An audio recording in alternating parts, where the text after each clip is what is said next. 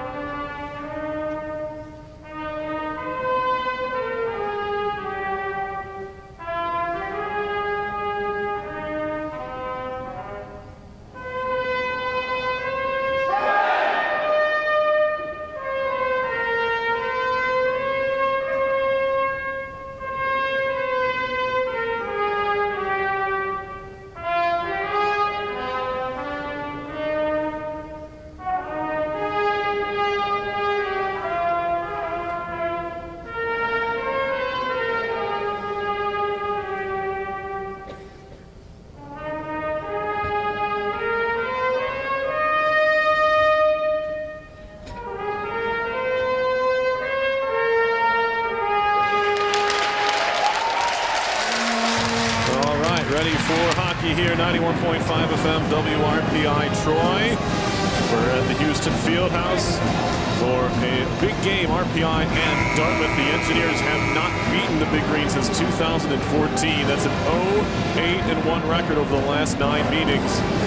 And while the RPI Engineers all-time, Joe, they still have a series lead, but it's dwindling with that 46 wins for RPI, 42 losses 6 times between these two teams. But RPI trying to get back on the winning side of the column here.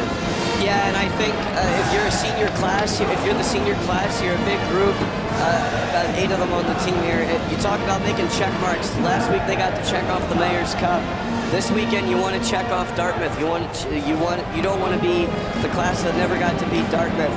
And then of course it's freak out weekend too, and not to mention RPI hasn't won a freak out game in 5 years, which they also have a very strong record in overall. But recently it's been dwindling.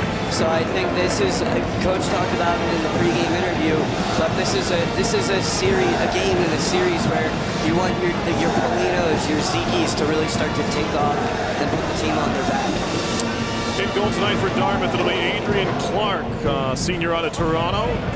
He is 10-5-4 with a .279 goals against average and a .908 save percentage. For RPI, Owen Savory, Red Hot, the sophomore from Cambridge, Ontario, 6-7-2 on the year, .243 goals against, .914 save percentage. We are underway as the puck is chipped into the far corner of the RPI zone. Corey Babichuk, freshman from Edmonton, chases after it, pokes around to the near side, where it's flipped up the wall by Tour Linden and out to center for Todd Burgess. He takes a bit of a hit there from Rutherford. Back into the Dartmouth zone and wraps around to the far side. Pinching in Will Riley, senior captain from Toronto, works it deeper. Taken away, however, by the Big Green. And Drew O'Connor, sophomore from Chatham, New Jersey, trying to throw it cross ice, broken up by Linden. The RPI forecheck causing some early problems. Finally chipped to center, now breaking in. Almost, it hopped over the stick of Connor. He might have broke in on a breakaway. Just wasn't able to corral that pass. Now loose top of the zone, shot blocked into the far corner. The stick of Mark Gallant there.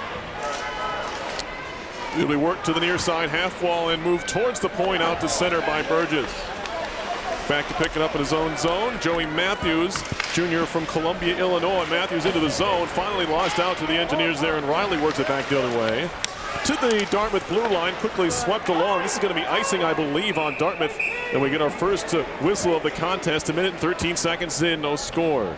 Yeah, so Drew O'Connor there almost sneaking in behind Jake Morello and getting a scoring chance there. Hopped over his stick, so lucky break there for the Engineers. But Drew O'Connor showing that he is the real deal. 48 points in 54 career games.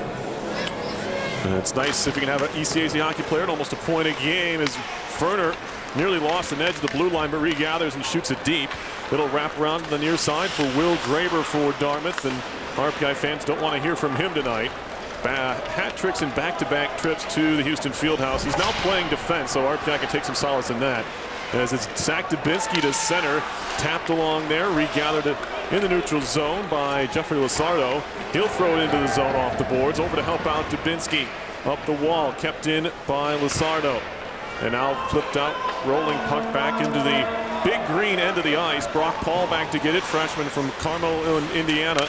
A point in 13 games, nearly gave it away inside the zone. Lappinen couldn't corral. Dartmouth in the end shoots it deep. Bouncing puck in the near side circle of the RPI zone. Jake Johnson there, sophomore from Bloomington, Minnesota, wraps it around to the far side, out of the reach of Hallbauer. He goes over to try and get it. He's met by a pair of big green. And finally pushed ahead to Lappinen, makes a move at his own blue line, forces it out to center. Now picked up by Gornall. Back to Johnson, near side Lappinen. Otto-Ville Lappinen, touch pass for Ashbrook. Ashbrook on his backhand, trying to feed it out in front, goes around the net, gives it back to Lappinen. His shot tipped up to the far side glass. To the far side corner now. Moved along and moved out by Sam Hessler. Sophomore from Boxborough, Massachusetts, only gets it far as the neutral zone where it's picked up by Lappinen. Gornall trying to chip it deep and does. Back to grab it there, Brendan Lass, a junior out of Kentland, New Jersey. Leads the team in plus-minus at +8. And he'll handle behind his own goal, waiting to start the breakout for Dartmouth. They'll try the near side. Off the boards, carried in now by Campbell. Tyler Campbell gets wrapped up by Shelberg. Now, not Ken Klee, that's his son. Mason Klee gets tripped up in his own zone, but it'll be swatted into the Dartmouth end. Danny DeGrande over to grab it there. He's wrapped up by Graber. Here's Billy Jerry along the boards. At the half wall. DeGrande down low, looking for Herman. He takes over in the far corner, back to the point. Nice handle there by Klee. He'll carry it near side. Mason Klee on the move. Gonna chip it deeper. He's looking more and more like his dad, I should say, with every game he plays here. But anyway, back to the RPI zone. Is picked up by Shelberg. Herman. He goes across to Billy Jerry. Nice move by Jerry in neutral ice. Gets it deep. Not quite 4 minutes in. No score here. RPI and Dartmouth. Shot along far side, carried into the zone by Foreman. Drops it back. Quick shot and a save there by Savory. First time he's been tested. Just about the 4-minute mark. He made an easy right pad save. Now RPI has it behind its own goal. Riley up the boards, trying to find Burgess. Has a step. Burgess walking in. Now he's cut off. Takes a shot. And a right toe stop made by the senior goalie Clark. Far side, Markle lost it. And Morello couldn't keep it. Now fighting back to win it. Nice job by Linden. Trying to go cross ice. It does to the point. Riley a shot. And a blocker saved by Clark. Chopped at by Markle. Up the near side wall and out to center. And now Babachuk nearly gave it away. And it'll be played ahead to Burgess. And he'll stick handle to center ice. Given away there by to Lass. And he'll turn back towards his own end. Moved ahead by the big green. It'll be carried in by Foreman, and if he carried it in, they would have been offside. He elects to stick handle back out to center, picked up by Johnson. Here is Jake Johnson for RPI. Try the near side for Dubinsky. Off the stick of Zeke. Back the other way come the big green as it's pushed back into the Dartmouth end. Now chipped back to Hallbauer at center ice. He's wrapped up hard there by Matt Baker. Forcing up the wall is Hallbauer. Chipped back into the RPI zone, and Johnson will try and corral a bouncing puck. Moved into the slot. Now Johnson looked like he might have taken his man down. That was Baker. No call. We play on. Polino trying to glove it at center. That should be a hand pass. There it is. We do get a stoppage in play. That's the first stoppage in about 6 minutes after the first icing early in the game. And what I noticed in that first sequence was RPI came in, they looked a little hesitant against the Drew O'Connor line, but then after that first shift, it was right back. They almost seemed like they just found their confidence. They're like, wait, we're RPI, we're fifth in the ECAC right now. We're only 1 point behind them in the standings, and we just won the Mayor's Cup. So it seemed like they really got their swagger back, and Tristan Ashbrook with a beautiful setup there for Lappinen. He completely faked out Adrian Clark. He went behind the net and then flicked it back behind to Lappinen for a good chance that just went wide. But if you're RPI, you need to stay creative because Dartmouth plays a very close checking game. They're strong on the forecheck, and you got to be creative if you're gonna make some scoring chances. So I like what I saw from Ashbrook on that shift. Yeah, RPI continue to play pretty good defense there, although O'Connor nearly broke in there the first couple minutes. Yeah, that was a very lucky bounce for RPI for that to flip over his stick, because that could have been a quick start to the game for Dartmouth. And as I mentioned, it looked like RPI was a little timid against that O'Connor line on the very first shift, but then he came out again and they were right in his face, no problem at all. Face-off coming up in the RPI zone to the right of Owen Savory. In the month of January, he's been hot, as I mentioned, 3-0-1 record, a 0.49 goals against average, and a 983 save percentage. That's 113 saves on 115 shots. He's allowed 1 goal very late against Brown, breaking up his 3 straight shutout bid. And then he gave up 1 against Union. There's a shot for the point, saved by Savory, trying to scrap for the rebound. The whistle comes, and they were still scrapping for that puck. Dartmouth will beg to differ on that whistle, but the referee behind the play made the call. It was under Savory's glove for a moment there. Yeah, Cam Strong there trying to live up to his name and dig the puck out of Savory, but Savory holding strong himself. 14-18 on the clock, first period, no score. RPI and Dartmouth on a freak-out weekend. Some RPI alums already in the building, expecting close to 40, maybe more, to take the ice between periods tomorrow night. To honor those, there's a shot from Burgess. RPI's offside. They are honoring the 1995 ECAC Hockey Championship team, the last conference championship.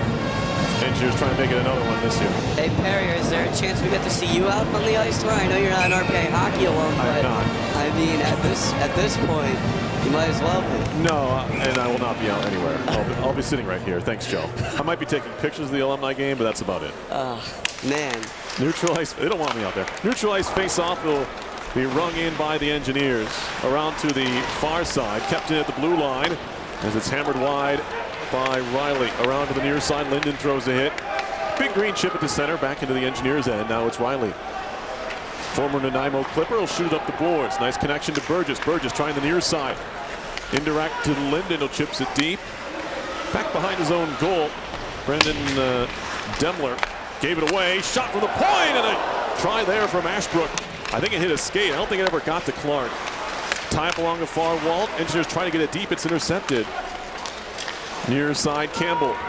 Moved in by Foreman. He can't get away from Babichuk. And now Babichuk, who just reached the double-digit point plateau against Union on Saturday. 10 on the season ahead for Leppinen. Leppinen trying to navigate the offensive zone. Poked off his stick there by O'Connor. Back come the big green, although it's turned right back over at the RPI blue line. Chelberg tipped along for Ashbrook into the zone. Chance for a 2-on-1. Ashbrook across. A shot! Oh, it's put wide by Gornell. He had an opportunity there, just missed the net. And now Chelberg, far point, Ferner, a wrister, and a glove save by Clark. May have been headed wide, but he saw it all the way. 12:56 to go in the first period, no score. I mean, we've talked about it a bunch, but Gornell and Ashbrook, really, they've been on the same page in this last month or so. I mean, they don't even, it's like they're twins. They don't even have to talk to each other. They don't even have to look at each other. They know exactly where the other one's going to be. As Ashbrook backhands that through the slot to get it out for a one-timer for Gornell. Here's Chelberg at the near point. A high shot held onto, pinned against the chest by Clark. And Adrian Clark, he's shown, he's been a little bit Jekyll and Hyde. His numbers aren't terrific. I was talking to the staff up here before the game. 279 goals against, 908 save percentage. But he's been just enough for this team to go. He's got a pretty good record, 10-5-4. You can't argue with that. Yeah, I mean, fourth in the ECAC, currently sitting in a home playoff spot. Can't complain, especially when you can count on your goaltender. Chelberg makes a move at the point. Chelberg walking in, a shot deflects into the netting. We saw him do that against Clarkson a few weeks ago. That's how he scored his 4th goal of the year. He just a little shoulder fake to get some room. Get yourself a better angle, take a shot. Just unlucky there, hit a body. Yeah, and I think Dartmouth, you mentioned Clark being Jekyll and Hyde. Dartmouth also Jekyll and Hyde on the road and at home. 3-5-2 on the road, and then 7-1-2 at home. Face-off win for the Big Green. Shot off the glass out to center by Graber. Battling forward is Ferner right in front of his own bench. And now DeGrande helping out. Taken over by Graber. He goes D to D along his own blue line. Chipped ahead by Matthews. Into the RPI zone they go. Poked away from Hessler. Behind the goal. Wraps around for Graber, who pinches up the wall. Will Graber in the circle makes a move. Lost the handle. Picked up there by DeGrande. Near side for Herman. Herman into the zone, takes a wrist shot, big rebound, spilled to the far circle. Jerry couldn't get there. Defended well by the diminutive Joey Matthews. And now up the near side boards comes Dartmouth. They get it as far as center. Shot back in by Jerry. Spinning puck comes down behind the goal, picked up by Graber. He's met with a big hit by Polino. And then Polino gets run into by Hessler, or make that to Urbank rather. At the near side point, Johnson holds the line well. Big Green take over and fire it to center ice. Here is Hessler. He'll just dump it in as Dartmouth wants to get it changed. Savory hands it off. Played up the wall for Polino. Snap pass back for Hallbauer. And the sophomore from Howell, New Jersey will stick handle it near side. Now hand off to Johnson. Johnson through the middle. That's intercepted. Back comes Hahn into the zone. Near side Rutherford. Shot and a save by Savory off the far glass. Reaching for it is the Avon, Connecticut native, Chase Zeke, but he lost out. Good poke check there by Hallbauer. He falls down. Dubinsky over to give it a whack. And now played behind by Gallant. Around to the near side. Pitching in was Les. Does the job to at least get it deep, and now Hallbauer. Up the boards. Good connection to Zeke. Zeke makes a move at center, firing it near side neatly to Dubinsky. He lost the handle before fanning on the shot, as he didn't realize he didn't have the puck anymore. Zeke does a good job to get the puck deep so RPI can complete its change safely. Stick handling to center is Palisic. And he'll work it deep before Dartmouth changes as well. Near side boards behind Morello. Doesn't leave the zone, in fact. He'll be picked up by Riley. Will Riley down the middle off the stick of Linden. Turned around quickly by Paul. Paul ahead. Moving in O'Connor. It's poked off his stick. Loose in the slot. Bouncing there. Who can find it? Savory trying to juggle, and it's finally poked away as Morello sweeps it out of danger towards the point off the glove of Paul. That'll be a hand pass, or it should have been. O'Connor takes over at neutral ice, and he ices it. 10:05 to go. We're just about halfway through the first period. No score. RPI and Dartmouth. 6-4 the shots in favor of the Engineers. Yeah, Dartmouth with another broken chance there. Puck was bouncing all over the place, and all of a sudden there were two big Green players sitting in front of Savory. But again, he's been standing on his head lately and able to corral the puck and get it out of danger with the help of Morello. Shot by Johnson. The blocker save. Don't know if Clark saw that right away, but it was in good position. And now O'Connor hands it off to Paul. Trying to navigate the near side of his own zone. Broken up by Ashbrook. Trying to go cross ice. Knocked down by Gallant. Taken over in the end by O'Connor. Up the near side boards. Broken up by Johnson. Sent back in by the Big Green. Savory near side for Johnson. Down the middle for Leppinen. Up ahead for Gornell into the zone near side. Shielding the puck in the near corner. Gornell around the net. Still Gornell on it. Hands it off there for Klee. Klee in front. And he just misfired on the pass to Ashbrook. And the righty shot. Couldn't quite handle that one. No, a nice move by Ashbrook to get through. Dropped it back, and a little bit too much on the creativity there from Tristan Ashbrook. We see him with some nice stick handling moves. One of them right there. Get himself free. And now Herman trying to force his way into the zone. He gets wrapped up, stays on the puck. Rory Herman battles along the wall, swatted out of the air to the near side corner. As taking a hit there was Lacerdo. Centering pass, one-time stop by Clark. Oh my! Brady Ferner was robbed. Great sequences of play there from RPI. Mike Gornell doing a really smart play, taking it in from the blue line, being patient with the puck, guarding it with his stick, not just dumping it into the corner, waiting for his teammates to come in on sides, and then had his head up the whole time, but was able to continue to shield the puck effectively, circled all the way around behind the net, and then was able to set up a great scoring chance. Unfortunately, RPI unable to cash in on that one. Really 2 or 3 in that last sequence there. They kept it in at the blue line in the corner with Ashbrook, and then Ashbrook made a couple nifty moves, and then again tried centering it, but right to a Big Green player. But again, you gotta like the way they're thinking. They're thinking with their heads up, heads on a swivel, looking around for everybody at all times, and everybody's on the same page. I think it's one more connection, one more connected pass, and the puck's in the back of the net because they're looking around. I don't think it's not like they're trying to pass too much. It's not that it's an extra pass. I just think you got to credit the Big Green defense. They've been seeing where the Engineers are going. Shots are 8-4 RPI. As we are about to drop the puck in the Dartmouth zone. Under 9 to play in the first period. Here is Eric Urbank of Lakeview, New York. Works up the near side. Taken over by the Engineers at their own blue line. Herman in the middle of the ice. Chipping into the far corner and chasing on his own. He's met there by Less. Puck comes to the near side corner. Ooh, a high hit from DeGrande. Fans enjoy that.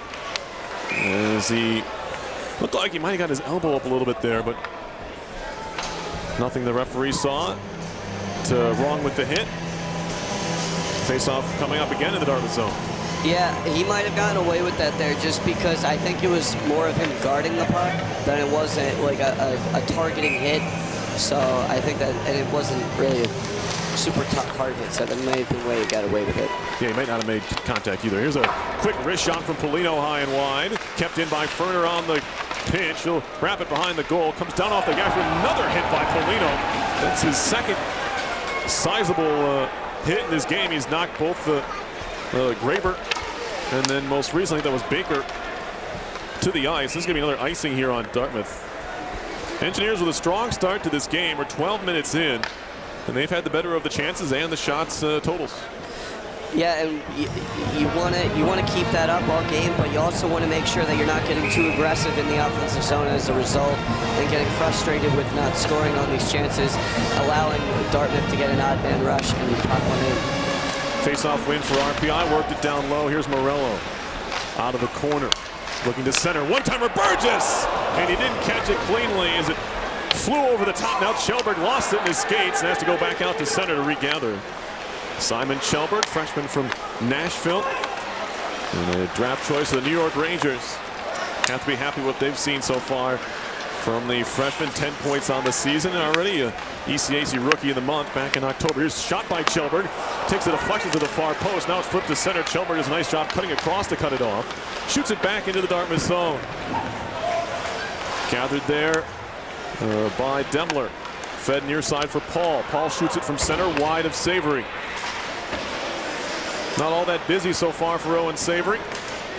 A bit reminiscent of the Mayor's Cup, although around this point in the game is when Union started to ramp things up. There's a stick save, but pretty easy there for Owen Savory. Rutherford trying to move it back into the zone. Gets a bounce shot coming, saved by Savory. In on the hands by Tyler Campbell.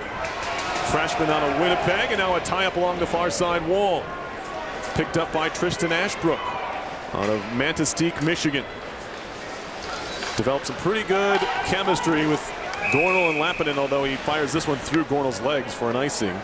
6:44 on the clock. No score first period, but a pretty fast-paced game so far, Joe. Pretty clean. Yeah, very fast-paced. A lot of up and down action. Not too many offsides. I think maybe 2 or 3 that we've seen in the game, but certainly not a high number. And last couple icings here and there. But again, just a lot of clean play. Passes are connecting on both sides, and it's resulting in an up and down matchup. Face-off win for RPI, but they give it away at the blue line. Quinn Foreman trying to move in, poked away by Riley. Foreman gets it back in the high slot, looking for a lane, takes a shot, looking for a tip. And that was O'Connor now trying to jam it in. Another shot flipped wide, and that was Gallant. Now they throw it out in front again, and a pad save by Savory, kick to the corner. Dartmouth getting some in-close looks here. Not what you wanted for RPI. Now a big hit by Gornall. Thrown behind the goal, but it's given away. Centering pass broken up by Lappinen. He's tripped up. Savory wants a call as an Engineer down in the corner. Slow to get up is Kjellberg, and finally RPI ices it. Dartmouth has to get back to initiate the whistle. 6:01 on the clock, and that's as good as Dartmouth has looked. Almost as like, I didn't mean to call that, Joe, but this is about when Union started to pick up their play. RPI had the better play for the first, 2/3 of the first period last Saturday, and now Dartmouth with their best few chances. Yeah, I think that was Will Riley with that turnover there at the blue line. He immediately tried to fix his mistake, charging up and forcing the play there, but there's a shot wide off the side of the net from Palisic. Wrapped around to the near side and back to center. Palisic wrapped up, but he does enough to get it deep. He is the star freshman for this Dartmouth team, Tanner Palisic.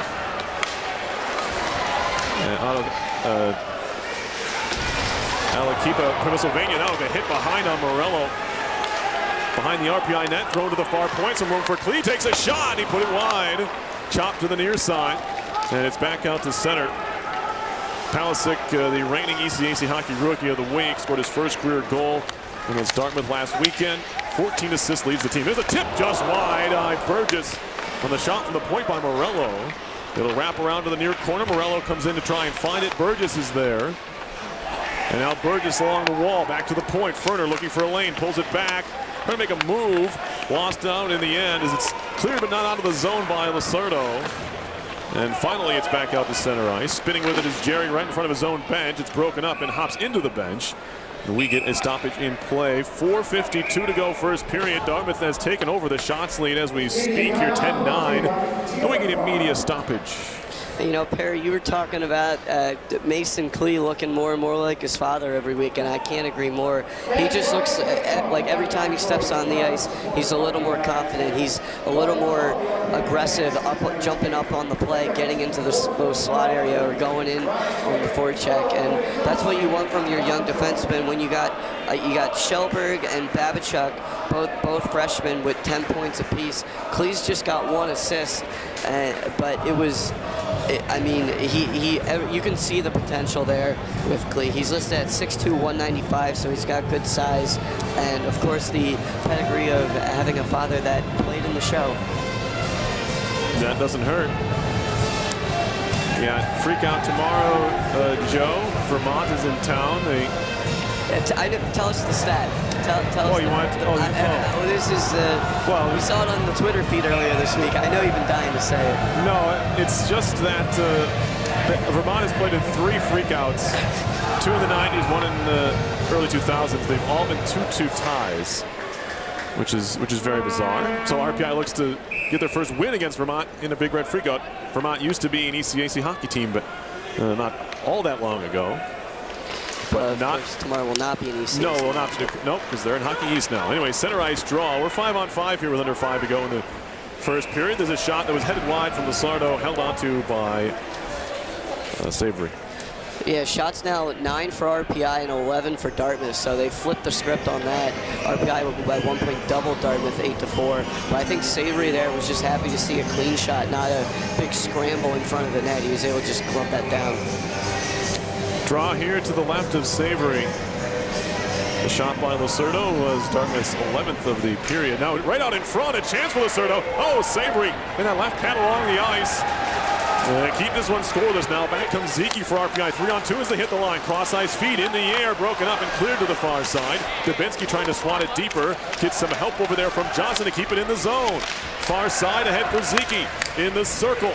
Zeke carries back to the point, trying to work it in deep, and does. Behind the goal, Polino tripped up. Referees have allowed a lot to go on in this game. And that's thrown high off the glass out to center. Poked at by Hallbauer, played by Johnson behind everybody. Lacerdo picks it up at the RPI blue line and spins it into the zone. Knocked down there by Johnson. Jake Johnson on the move. 2 assists on the season for the sophomore, who had a goal and 2 assists last year. And we get a stoppage in play here. Yeah, one of the things I'm noticing is that RPI is doing a great job of holding the blue line on the offensive end. They're getting extra possessions in the offensive zone as a result. But another thing that they've not done well in this period is that they've not done a good job of cleaning out the front of the net, and it's allowed Dartmouth to get some second chance opportunities. There's a broken stick on a shot right off the draw. Now another shot and a blocker save as Savory saw that one all the way. Chip towards the blue line and out to center ice. Shot back in by the big green, scooped up by Savory. He elects to play off for Johnson. Still with the laid offside. Foreman didn't realize he needed to touch up. Now he does. Doesn't matter as the Engineers are back the other way. Palisic scoops it around to the far side one-handed. Ahead for Gallant. Stolen away momentarily by Burgess. Now out to Morello. A shot and he fired it wide from the slot. Morello now behind the goal. Twisting and turning. Senior out of Slingerlands, New York. Chops it to the near side for Linden. Up the boards towards the point where it's kept in by Burgess on the cross corner dump. Far side corner, Morello to the slot. A shot and a pad save made by Clark. Burgess, far side circle now. Up top, Riley. Quick snapshot. Looks for the redirection. Turn it, and he scores! Oh, play! 2 Stuart Linden with some quick hands, had it behind the net, stuffed it past Clark. It's 1-0 RPI. And that'll be Linden's 4th goal of the season and 9th point on the season as he looks to get closer to the decade mark with the rest of the RPI engineers that are right there. And on that play, you knew that line was going to get a goal because Morello came in with a non-stop motor. He had a great shot on the one-timer chance, and then he immediately ran behind the net to dig it out. RPI kept possession on the puck, again, holding it in on the forecheck, creating turnovers with their aggressive forecheck, and as a result, they get the early 1-0 lead. Center ice draw here. We're back to action. Stuart Linden didn't think he was going to have time to pull it back from where he was. He was behind the goal. He had to reach back out in front and stick it past Clark before he could get to the post. Just barely did. And now a chance for DeGrande, centering for Herman to the far side of the net. It's swept away by Matthews. Herman along the boards, chipped off the wall, out to center, gathered up by Ferner. He'll go D-to-D neutral zone for Chelberg. Chipped into the zone by DeGrande, and he's on the chase. Graber behind the net, trying to stick handle. He's met by Jerry, stolen away for a second by Herman, but he overskates and taken back the other way. Campbell, near side. Matthews took a hit. Going backwards with it is Hahn. Far side, tipped deep by Paul, and RPI will chase it down. Hallbauer there. Directed to the far side by Gornall, who was shouting at him. Moved up the wall into the skates of Gornall, now picked up by Ferner. Ferner chips it to the Dartmouth line. Juggling puck, picked up there. Gornall turns towards the near side circle. Back to the point, into the slot. Shot Ashbrook, a save by Clark. Rebound tip to the far side. Now Urbank's wrapped up. Pops free to the far half wall and moved out to center by Dartmouth senior Cam Strong. Turned around by the engineers at neutral ice. Ashbrook trying to jump on it there. Runs into Urbank. Now tie up there by Lepinen. Lepinen and Urbank tap back to the point. Johnson will step into a wrist shot, a save made by Clark. Into the far corner it goes. Gornall down low, losing an edge and going down was Hahn. He's wrapped up now by Ashbrook. Minute 20 to go in the first period. 1-0 RPI. To the point. Wrist shot blocked out of play. Hallbauer was just trying to get it deep, but Strong stepped in to break things up. Face-off coming up again in the Dartmouth zone. And I think what's huge here is RPI gets that first goal after definitely leading with they had a lot of scoring chances, but they were unable to cash in, and finally they do. And what I noticed was Coach Smith put out the Herman DeGrande Jerry line right after that goal, and they went in immediately on the forecheck with a ton of energy. And that's what you want. You can't bottleneck. You have to continue to press after scoring. Fired in by Babachuk, wide and out to center. Come the big green. Daniel Warpeka. He'll pull up at the half wall to the point. One-timer Matthews, and that's tipped over the top. Picked up by Zeke. He'll carry behind the RPI goal. Chase Zeke scoops it out to center ice and past everybody. This is going to be icing on RPI as Polino was getting in a bit of a tangle there with Joey Matthews, so he couldn't get to that one. Again, just talking about the pressure. Dartmouth is they're 4th in the ECAC right now. They're a very strong team, 7-4-1 in league play. They're not going to go away. So RPA has to continue to put the gas on. They can't hang back against this team at all. Shots are 15-14 Dartmouth, but RPI leads 1-0 with 46.9 left in the first period. Defensive zone face-off win for the Engineers. Zach Dubinsky. Now Will Riley zings it through Polino. It's on goal. And Clark's going to have to cover this one up, and a bit of a break there for RPI. It would have been icing on the Engineers if that had missed the net. Yeah, and Big Green looked like they were trying to get a little pushback as well after giving up the late goal here. So a very much needed bounce for RPI. Draw here to the right of Clark. Tap to the bottom of the circle. Lass will move it towards the line, but not out of the zone. Burgess to down low, looking for Linden. And maybe one too many passes there from Burgess as he was all alone in the slot, trying to find Linden for the tap in down low. Linden again trying to center. That's out in front of Burgess. He can't corral. Back comes Dartmouth. Quinn Foreman chipping towards the net, poked away by Savory. Stepping around the check was Baker. RPI trying to break out. They have numbers if they do, but it's broken up by Dartmouth. Quickly moved ahead, now a chance for a 2-on-1 for the Big Green. Centering pass, they score. Tapped home by Foreman right before the horn. And a big lapse there turns into a goal for Dartmouth. 1-1 after one. So they're probably going to have to put some time back on the clock here. Yeah. Just for a face-off. But anyway, huge play there in a 2-on-1 for the Big Green. Quinn Foreman picking up goal number 8 on the year here. Yeah, it looked like it was going to be 1-0 going into the period, but I mean, not much Savory can do there. Great pass across to Foreman. As they're going to review this, but I think it's pretty obvious that it definitely got in. It was a buzzer beater.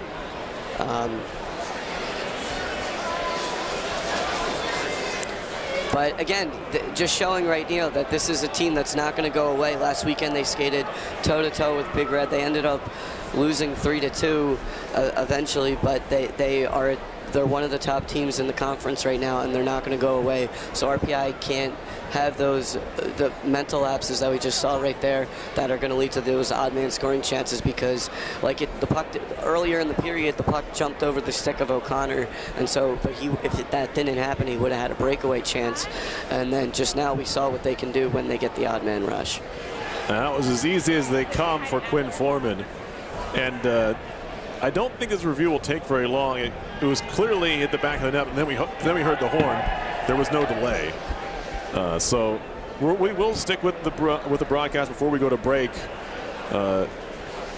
We'll get the decisions, what I'll say. We're not going to assume anything, even though it's a pretty fair assumption at this point, Joe, as the replay is being shown here for us here on RPI TV on the monitor. Yeah, the clock's not on the board, but they have a clock down where they're reviewing the goal. I believe they're going to have to drop the puck again, because you can't have there's no buzzer beater. Yeah, there's no buzzer beater in hockey. So 0.4 seconds when the goal was scored. That's a good goal. Almost no reaction. I don't think anyone was surprised. They're going to have to drop the puck again.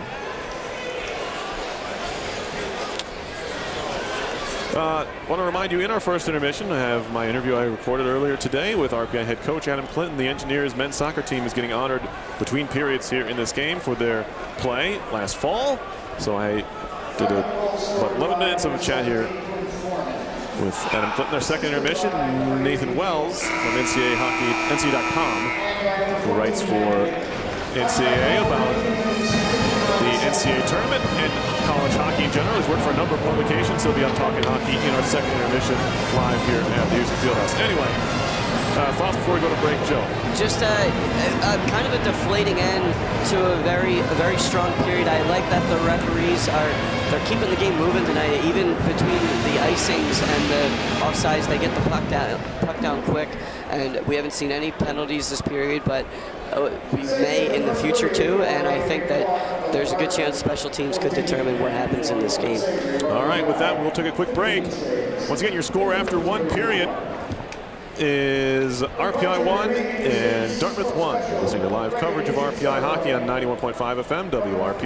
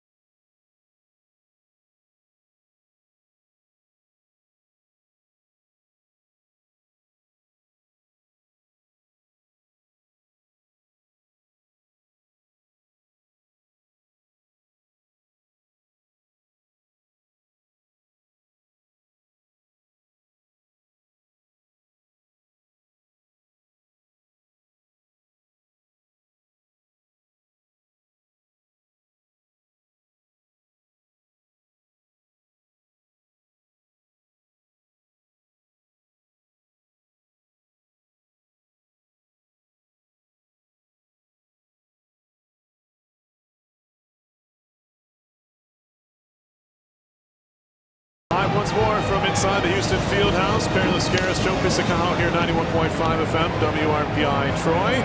Before we get started with the second period, I'd like to make a few thank yous here. Do you have them, Joe, or is it me? We'd like to thank the Rensselaer Union, which provides the funding for WRPI and all club-related activity of the Institute, including WRPI's coverage of RPI hockey, football, and baseball. We'd also like to give you a reminder that WRPI is on the World Wide Web. Point your browser to WRPI.org. You can pick up WRPI's broadcast 24 hours a day, 7 days a week. So long as WRPI is broadcasting, we will provide the broadcast on our internet feed. Once again, that's WRPI.org. A couple stats to look at after the first period. 9 of the 20 shots for Dartmouth were below the dots, meaning they were right near the crease on Savory, including that last one that went in from Foreman. And 3 shots from Drew O'Connor. He led the period overall. Underway in the second period, 1-1 game.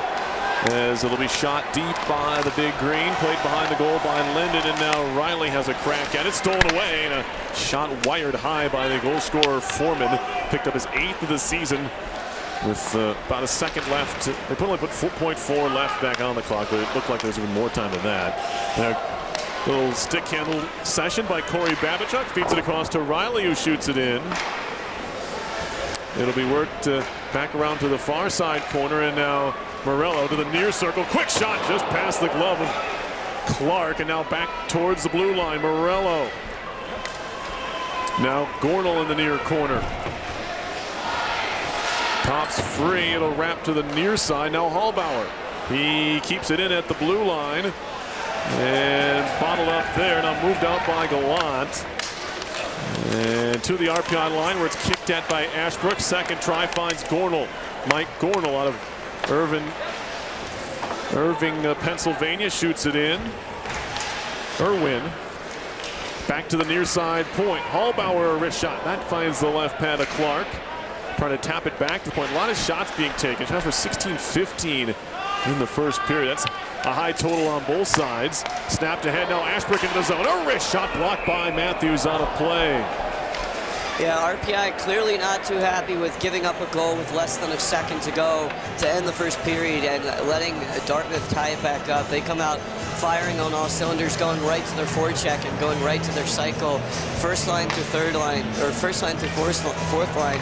Just everybody going in and digging pucks out of the corner, getting them up to the points, creating chances. Face off in the Dartmouth zone here. Shots are even at 16 apiece, and so is the score. 1-1. Near side, Ferner. He'll dump it in. Karam's off the end wall, picked up by Matthews. Now shot again by Dubinsky, picked up in the near circle. Matthews going to skate it to center. Crosses the red line and fires it in. Spins around to the far side, half boards. Kept in by Lacerdo. Tied up now is Matt Baker. And now picked up by Ferner near side RPI zone. Goes cross ice into the skates of Kjellberg. Heavy contact, lost the puck off his skate, and now gathered up again by Lacerdo. Near side Baker. Filtered ahead, trying to find Warpeka. Good indirect ahead for Polino, back the other way. Patrick Polino, a wrist shot and a stick save by Clark. Juggling off the glove of Clark, couldn't corral. It'll be picked up by Graber. Will Graber to center ice. Tap to the near side. Polino gets run over. It'll be picked up by Warpeka. He moves it deep into the RPI zone. We get a whistle here and a penalty for interference on Klee. And the first penalty of the game goes against the Engineers. 2.5 into the second period. I guess they're getting him for, he was kind of holding up Lacerdo, but it's hard. I find it interesting they call an interference there after Polino got run over without the puck. I guess he was close enough to it for no call there. But first penalty kill of the game, and RPI has a pretty good penalty kill on the year. 85.2%, which ranks 12th in the country. Face off here. RPI trying to work it out far side. And they'll try the near side. His glove down, but out of the zone by Graber. He claims that he had his arm outstretched. And to Graber's credit, the senior from Longmont, Colorado, he's 6'5", so he's got a long reach, right? Yeah, he definitely did have the puck, but I think both of his skates were over the board. I'm not exactly sure what. Puck has to leave. Yeah, there's like a wall, right? Yeah, An imaginary I guess wall. the puck must have left, but yeah, I think he definitely had a legitimate case there. Yeah, well, it's all over now. Graber back to get it behind his own goal after the Engineers clear. Power play for Dartmouth on the season, just a bit over 20%. It's good for 4th in the league, 19th in the country. Shot in by O'Connor. Rolls around behind the goal. Johnson going to try and clear it out. Get some help from Jerry, but he chipped it into the bench. If there was glass there, of course, he would have been all right, but it goes right into the Dartmouth bench area, and a face-off coming up in the RPI zone. Yeah, RPI looking pretty good so far on the PK, getting to clear to start it off. Still a lot of time left, and as you mentioned, Dartmouth, one of the better power play teams in the league. Now a face-off win for Dartmouth. Matthews down low, trying to center. Maybe a no-look pass attempt there from Hessler did not work. Luckily for him, his teammates regather the puck. Now Hessler has it in the corner for Rutherford. Wrapped up there. Trying to scoop it out was Babachuk. Now it comes free to the point. Matthews has it. Handoff there. Looking for a shooting lane. Good block. There's an Engineer still on the ice. It was Babachuk who blocked the shot from Graber, or from Lacerdo rather. 54 to go on the Dartmouth power play. Now fanning on a pass is Rutherford. And it's cleared out by the Engineers all the way down. Clark back to handle with the goalie stick. It'll be handed off there for Brendan Less. Former New Jersey hitman. Gets it into the zone, but Dartmouth tried to change its blue liners on the power play, and RPI was able to clear it back out to center. Spinning with it is Palisic. Another former hitman. A blue liner, though, has 6 power play assists on the season, leads the team, or tied for the team lead at least. For Palisic. On the scrum, a centering pass, scooped out towards the blue line, kept in Palisic. Far side connection. Graber, a shot blocked by Riley. Out of the box, Engineers kill the penalty. Not out of the woods yet. Shot off the base of the net by Baker. As he had some net to shoot at, but he hit the side of the cage. And now back out to center comes RPI. Dubinsky chipping in. Morello, who just came off the bench when Klee came out of the box. There's a shot there off the shoulder of Clark. By Burgess, tipped in front by Burgess. 2 quick chances there for the senior. Now a shot by Linden, a save. Rebound, Ferner hit a boot with a shot. Karam to the far side, Chelberg keeps it in. Down low, past Linden, wraps around Morello. Morello in the near corner. Trying to throw it back to the point, it was broken up. Ferner still gets to it, sticked away by the netminder Clark to the far side. Now into the slot again, Morello, a shot, that one's blocked away. Cannot be kept in by Ferner.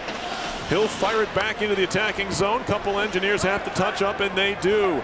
14:40 to go, second period. Good forecheck by Burgess. But the Big Green nearly out of danger here as they finally poke it towards the line where it's kept in by Burgess. Good, tenacious forecheck here. Tour Linden. Hand off in the near corner for Herman. Rory Herman cross ice. One-timer, they score!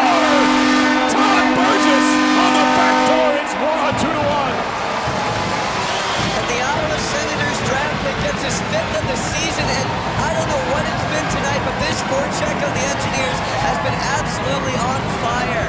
You can tell between the defensemen at the blue line and the forwards that are below the red line, they're just not unwilling to give up, and a beautiful step there for Herman to get Burgess there on the one-timer.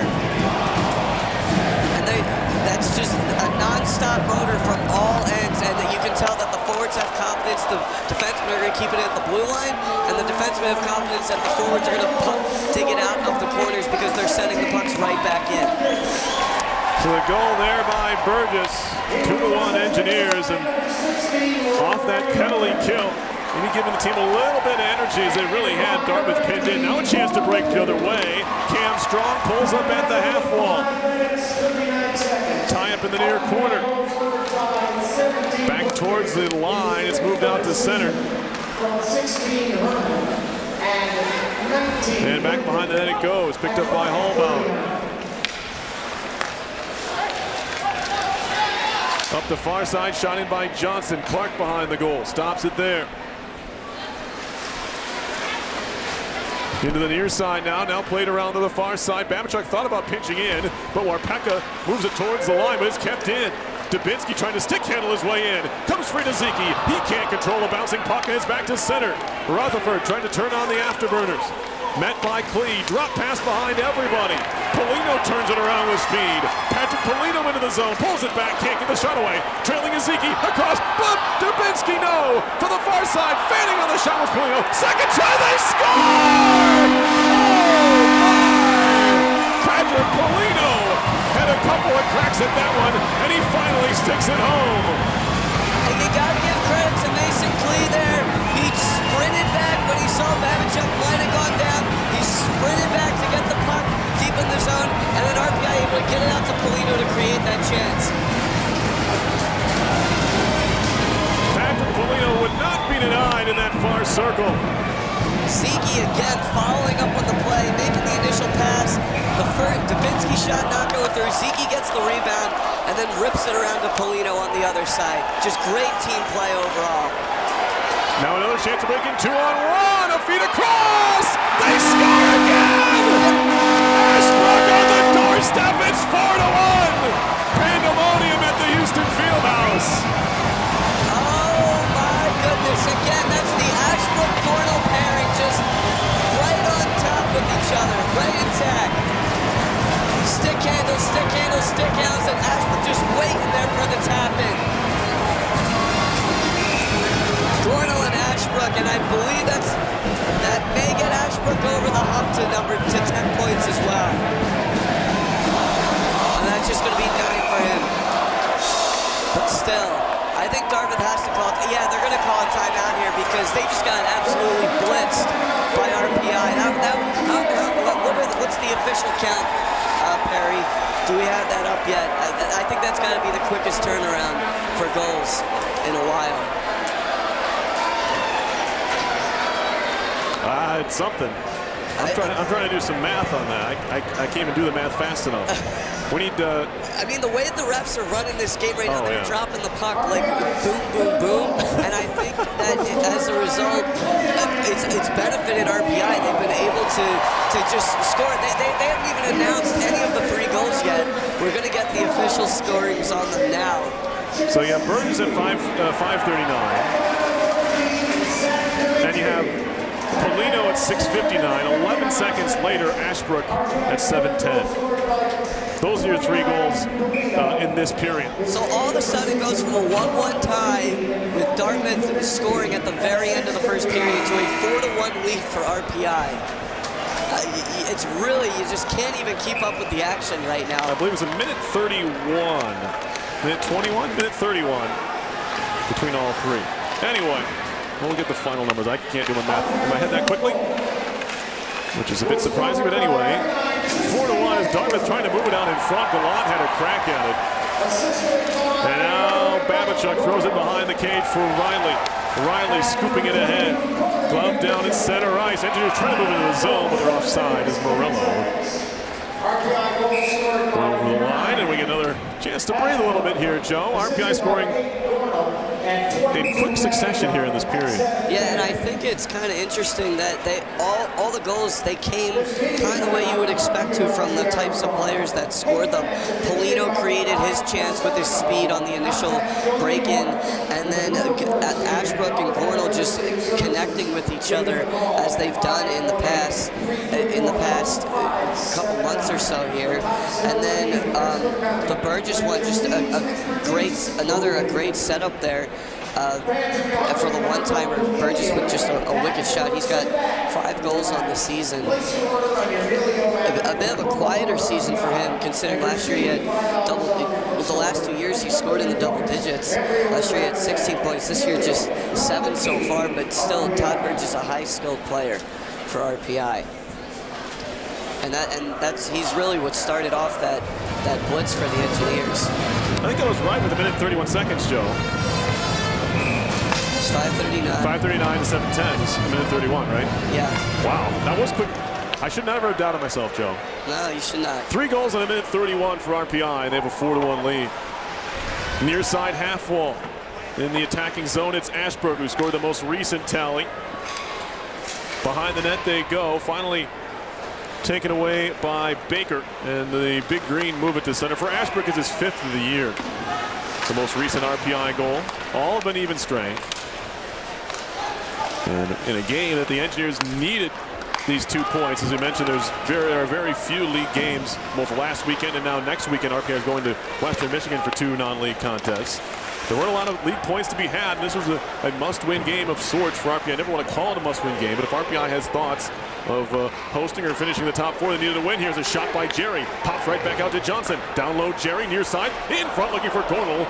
And it's fended away by the goalie stick of Clark and chipped back out to center by the big green, but they have just iced the puck as he knew it. Lacerdo just put his head down as soon as he got rid of that thing. Yeah, and Lacerdo there just kind of shrugging his shoulders as he's skating back. The big green just look a little gassed right now. It looked like RPI just put on a speed boost. They went in, they put on the nitro boosters on the engine, and Dartmouth wasn't ready for it. Well, yeah, Dartmouth had gotten the last few times that the big green have been here, especially. They've really taken it to the Engineers, and Will Graber was the biggest nemesis for all those games. He had back-to-back hat tricks, of course, and they ran a rough shot over the Engineers, and now RPI is trying to return the favor. This is chipped over the head of Strong and picked up there by Hallbauer. Ahead for DeGrande. DeGrande trying to feed it in front. Jerry, a shot point blank save by Clark, keeping it a 3-goal game. Now it's flipped all the way down the ice off the boot of Strong. And you don't see a lot of icing calls off of a skate, but that's what we had there, is kicked down ice by Strong. Another icing here on Dartmouth. Shots are 24-18 RPI, but they have blitzed the big green for 3 goals and a half here in this period for a 4-1 lead. Yeah, strong footing it down. And again, but another just a quick face-off coming after the icing. Face-off, push back to the point. Mason Klee down low for Polino. In the far corner, Polino lost it along the wall. It'll be moved out to center ice by Dartmouth on the carry. It's Palisic. He'll dump it in behind the goal. Kjellberg leaves it near side. Mason Klee takes a look into the skates of Dubinsky. Second try, gets it to center ice for Polino. Zeke going to the net. Polino works it down low. Feed to the puck by Graber. Near side, Klee keeps it in. Perhaps all the way behind the goal to the far side for Matthews. Matthews up the wall for Rutherford.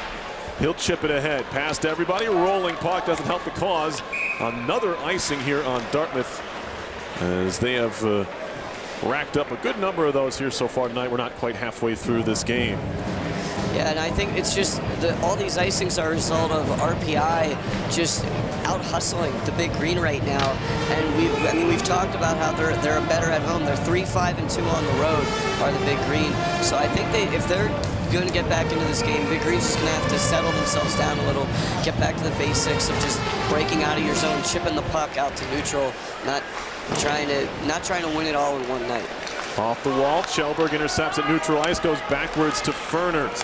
Ferner ahead, finds Burgess, slips on through Matthews, but he gets it back out to center. Ferner back in his own zone. He'll go D to Kjellberg. Worked up the far side. Does Morello get a piece? Yes, he does. Says the linesman on the far side. And now move through center near side. Rutherford gets overtaken by Morello. Chip back to center by RPI. Graber across. Matthews slaps it in. Run around to the near side. Waiting for it is Burgess at the half wall. Met by Campbell. Riley behind. Babachuk lofting to center ice. Bouncing puck there. Taken over by Tour Linden, but he took his eye off the puck. Gathering again by the big green. Bouncing at center. Karam's off a stick. Picked up by Gallant. Back to Riley for RPI. And now Tour Linden to center ice. He'll chip it in deep. Behind the Dartmouth goal. First one to it. Gornell throwing it out in front. Past everybody. It's kept in the zone by Lepinen. He'll take a shot. Hit a leg. Chip to center. Race for it here. Ashbrook trying to get there. He has a step. And he will beat Foreman down the ice. And now up the wall. Good connection to Lepinen. Trades lanes with Gornell. Near side Ashbrook. Nearly overskated, but gets it deep before getting pushed into the boards on the near side. Now Dartmouth out of their own zone. O'Connor to center. Nearly intercepted, but it gets to Foreman, a shot off the base of the net.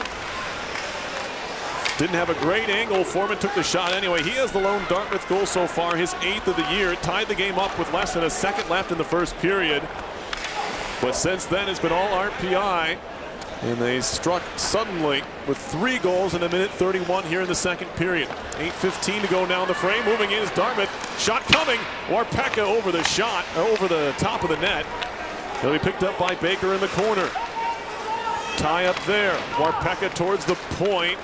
Push to center. Chance for a 2-on-1. Herman with DeGrande. DeGrande walking in. Back to Herman! Oh, it's kept out by Clark. A sliding right pad stop there. And now thrown off a leg out to center. RPI will have to reset. The Engineers have had their fair share of odd man rushes in this game and could easily be 5-1 here, maybe even 6 if not for the play of Adrian Clark. And now Herman turns and shoots off of the leg of the defenseman. That was less. And now thrown cross ice to Babachuk. Drop pass to Grande. Wrist shot saved by Clark, and he holds on at the edge of his crease. 7:21 on the clock in this second period. It's 4-1 RPI. You're listening to RPI Hockey on 91.5 FM, WRPI Troy. Yeah, and Danny DeGrande, he's got 3 goals on the season and just in 10 games played in there, just showcasing his speed, trying to get Rory Herman his first collegiate goal, getting by his defender and then dropping it back for Herman for a good setup, but up to the task was Adrian Clark. And I think if you're RPI here, you have to make sure you don't go into a lull because Dartmouth has scored they have scored on you already and they have had your number as of late. So if you're a senior here, you have to be sure that you're telling your guys that the game's not over. There's still a lot of hockey left to be played. We got 7 minutes left in the second and we got a whole another period to play. So they can't go into a lull. They have to continue to be as aggressive as they've been all night on this forecheck. Because that's been the bread and butter, that's been where they've been successful. So they have to continue to press with that, and they have to continue to back check it as strong as they have been. As I mentioned before, Mason Klee has done a great job of just skating back with powerful strides as fast as he can to prevent any odd man chances. Face off in the Dartmouth zone, goes back behind the goal. Worked up the wall and now moved ahead. Here's Hessler into the zone, takes a shot, glove save. That rebound just popped out of the glove of Savory. Hasn't a ton to do. There's a shot comes in. Save made, pushed just wide there by Urbank. Savory hasn't been particularly sharp. There's a tripping call coming up, or maybe not. Sure looked like one. RPI's going to scoop this out to center. Now break 2-on-1. Polino has Zeke with him across, and it was broken up by the stick of Matthews, the lone Big Green back defensively. They're really letting him play out there. I thought for sure there were arm was to go up for a trip there. Just one penalty in the game. It's against RPI. Refereeing crew of Brad LeBlanc and Chip McDonald, Glenn Cook and Adam Wood are the officials, the linesmen. 6.5 to go in the second period. 4-1 RPI leads Dartmouth here. Carried ahead, that's broken up at center, played by Burgess into the zone. He takes the hit, lost the puck.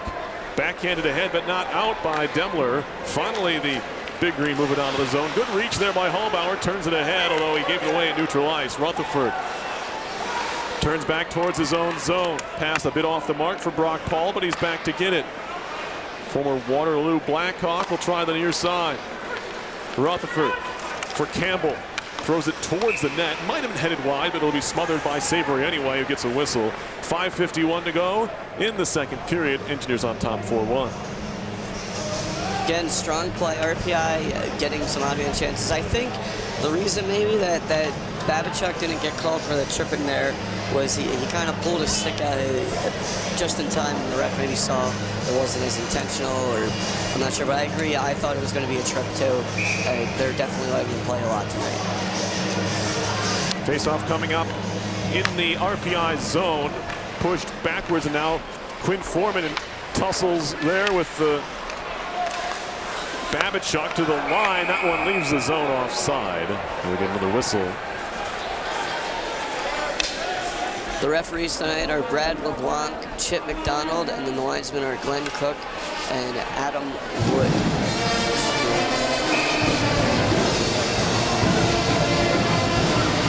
face-off neutral ice here. Engineers want to finish the second period stronger, of course, when they finished the first, giving up a goal in the last second. We'll see if they're able to do so. Chipped off the glass to center ice, played there by Lappinen, who shoots it deep. Watch out down there. Chip McDonald had that puck whistle right over his head. To the far side, Babachuk pinching in. Throws it towards the circle, bouncing there, and Gordon, if he knew where it was, might have been able to tap it home, but it just danced right across the edge of the crease. Now a shot by Riley, tipped over the top of the net. Pinching in Babachuk, got his stick knocked out of his hands. Going to be a slash coming up on Dartmouth. And RPI will go on the power play for the first time with 5:10 to go in the frame. A chance to expand that 4-1 advantage. Yeah, just not what you want to do there. If you're Dartmouth, it's going to be Foreman going to the box for the slash. Babachuk just making he was pitching up in the play. Nothing too dangerous. I mean, he was making an offensive play, but it wasn't anything dangerous moving in towards the net. That's not a penalty that you want to take, especially when you're down by 3 goals. Number 17, Quentin Foreman. Here's a 2-minute score. Riley sent near side, Polino, and hopped over his stick. Now back to Babachuk, who gave it away. Short-handed, Eric Urbank into the RPI zone, makes a move. Pulled up in the corner. Does a nice job just to drying off some of this precious power play time. Is finally pried away from him. Polino has it along the near side. Polino trying to make a move to the legs of Campbell, far side for Dubinsky. Drop pass, point, near side, Riley stepping in, top of the circle, trying to make a move, nearly lost it, but plays it down low for Polino. Indirect back to the point, Riley. Riley holding, looking for a lane, takes a shot, saved by Clark, rebound spilled for a moment, but then he's able to cover. And a minute 18 to go on this RPI power play, but starting strong once they were able to enter the zone. And you can see the respect that Will Riley has gotten across the league in his last 4 years here.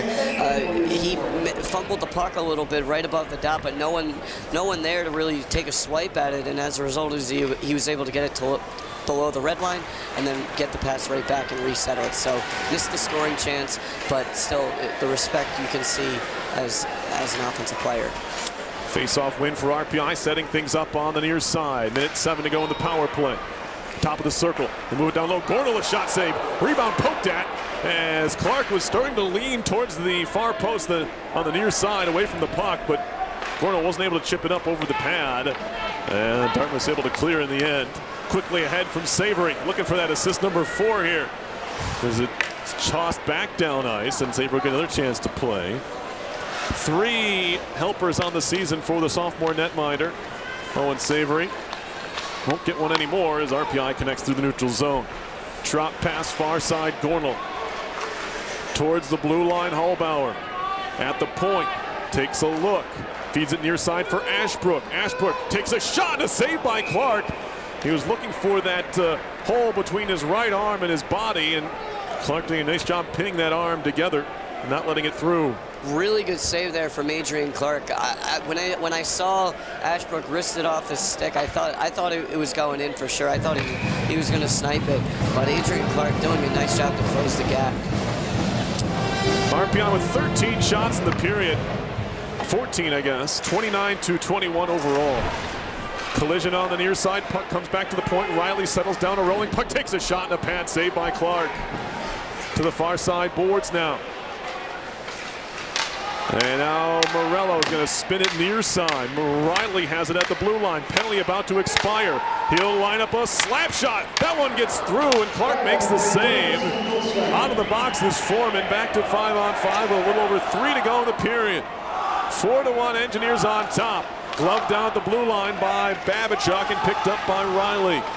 Will Riley quickly ahead near side, tipped deep by Burgess. RPI is going to get a partial change with Morello chasing. Jake Morello causing problems behind the Dartmouth goal. And now nearly given away in front.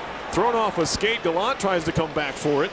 And eventually Hessler going to throw it far side in the air. Playing defensive back there is Johnson. Worked ahead to Ferner. Up the boards to Grande. DeGrande shielding goes backwards to Ferner. Had to backtrack a bit to get in the far side of his own zone. Now Johnson near side. Back behind the goal for Ferner off a stick. Glove down top of the zone. Hessler a shot. Pad save. Rebound put over the top by Lacerno. Now Gallant a shot. That one goes wide to the near side. DeGrande trying to get out of the zone. He can't do it. Chip deep. First one to it. It's going to be Johnson. He'll play it near side. Danny DeGrande out of Macomb, Michigan. Little half spin move across for Jerry. Jerry into the zone. Flips it over the top of the net. Tap near side now by Palisic.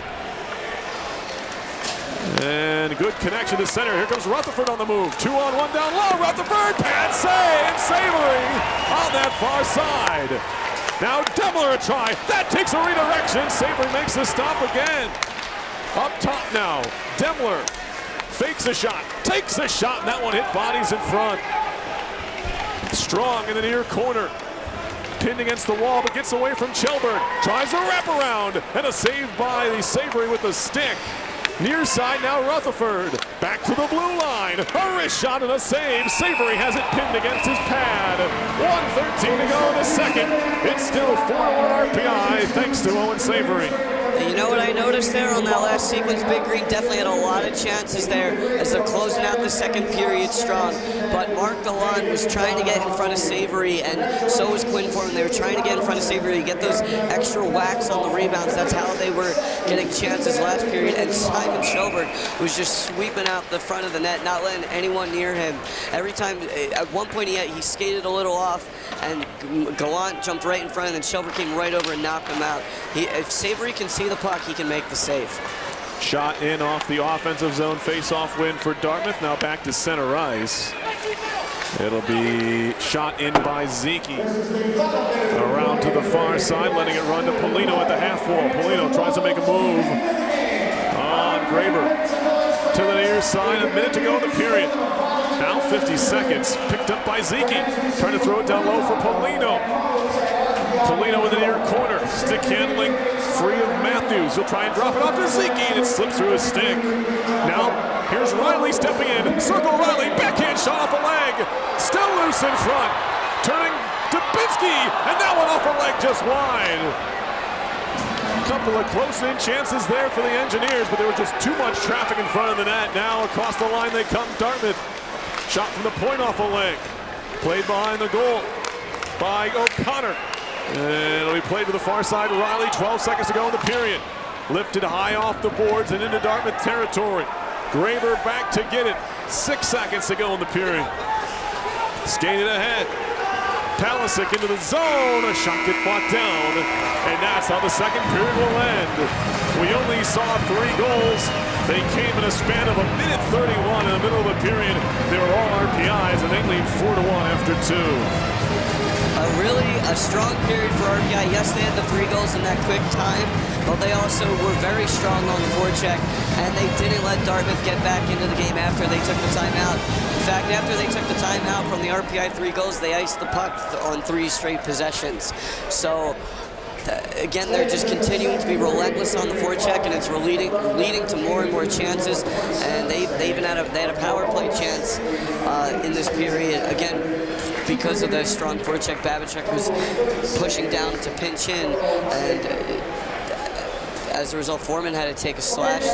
But RPI, again, not letting Dartmouth get back in this game because they know how good this team is, and they know that Dartmouth was just ranked in the top 20 a couple of weeks ago. Last week, before they fell to Cornell and Ty Colgate. So they know the caliber of this Dartmouth team, and the seniors know that they've never beaten them before.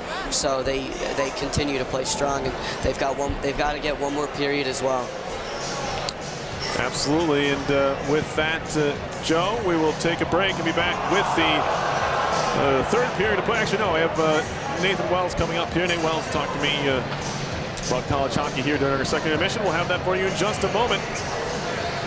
Your score after 2 periods of play is RPI 4 and Dartmouth 1. You're listening to Engineers Hockey on 91.5 FM, WRPI Troy.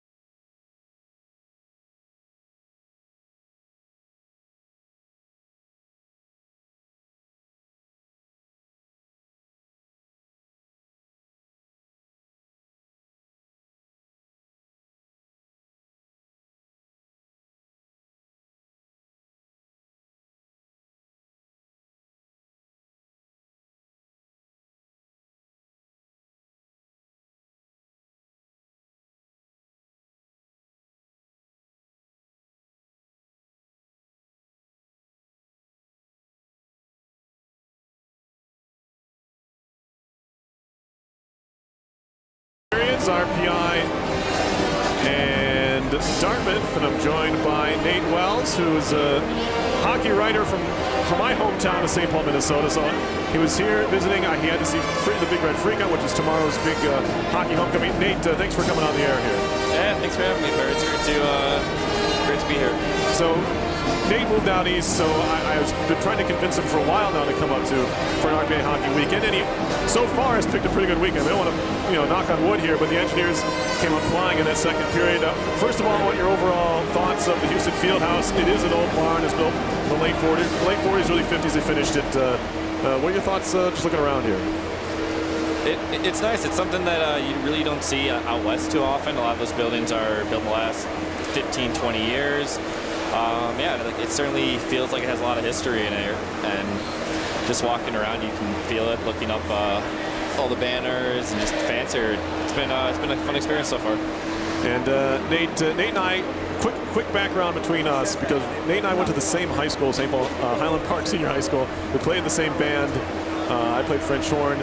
And Nate was a baritone, you said? Yes. Yeah, I have my memory's fuzzy from the turn of the century back then. But anyway, so it's fun. Nate's been writing about college hockey for basically since high school. Covered Minnesota Gophers, men's and women's, and Minnesota hockey in general. There's a lot of it out there.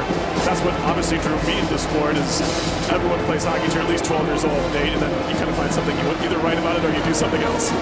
Yeah, it's all about the culture there. That's one of the things that really drives me to write about hockey, whether it's Minnesota, whether it's out here, and just being out here, just kind of finding those stories, find something here like the Big Red Freakout, just something that where hockey is part of the bigger picture of life on campus. So we'll certainly find that the storied history of the Big Red Freakout, which I'm sure you'll learn about today and tomorrow with the ice house down the street and all the alums that come back for it. I call it essentially it's a festival. It's a hockey festival, but it's also an alumni. It's also an alumni weekend, and you try to celebrate different members of different historic teams. You look at the Raptors, as you mentioned.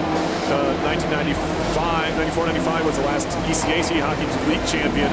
They'll be honored tomorrow night.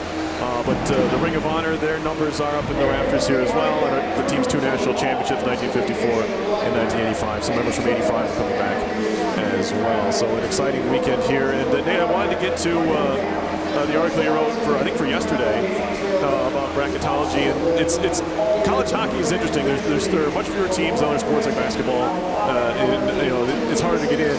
So, what do some of the teams in these smaller conferences have to do to kind of solidify their position? Well, it depends on who the team is. There's certainly quite a few at this point of the year, just because college hockey. There are no backdoor smoke rooms. No one makes deals or anything. You know what you need to do based on the pairwise rankings. There's a few teams who are pretty much set. Pretty much everyone else is kind of playing.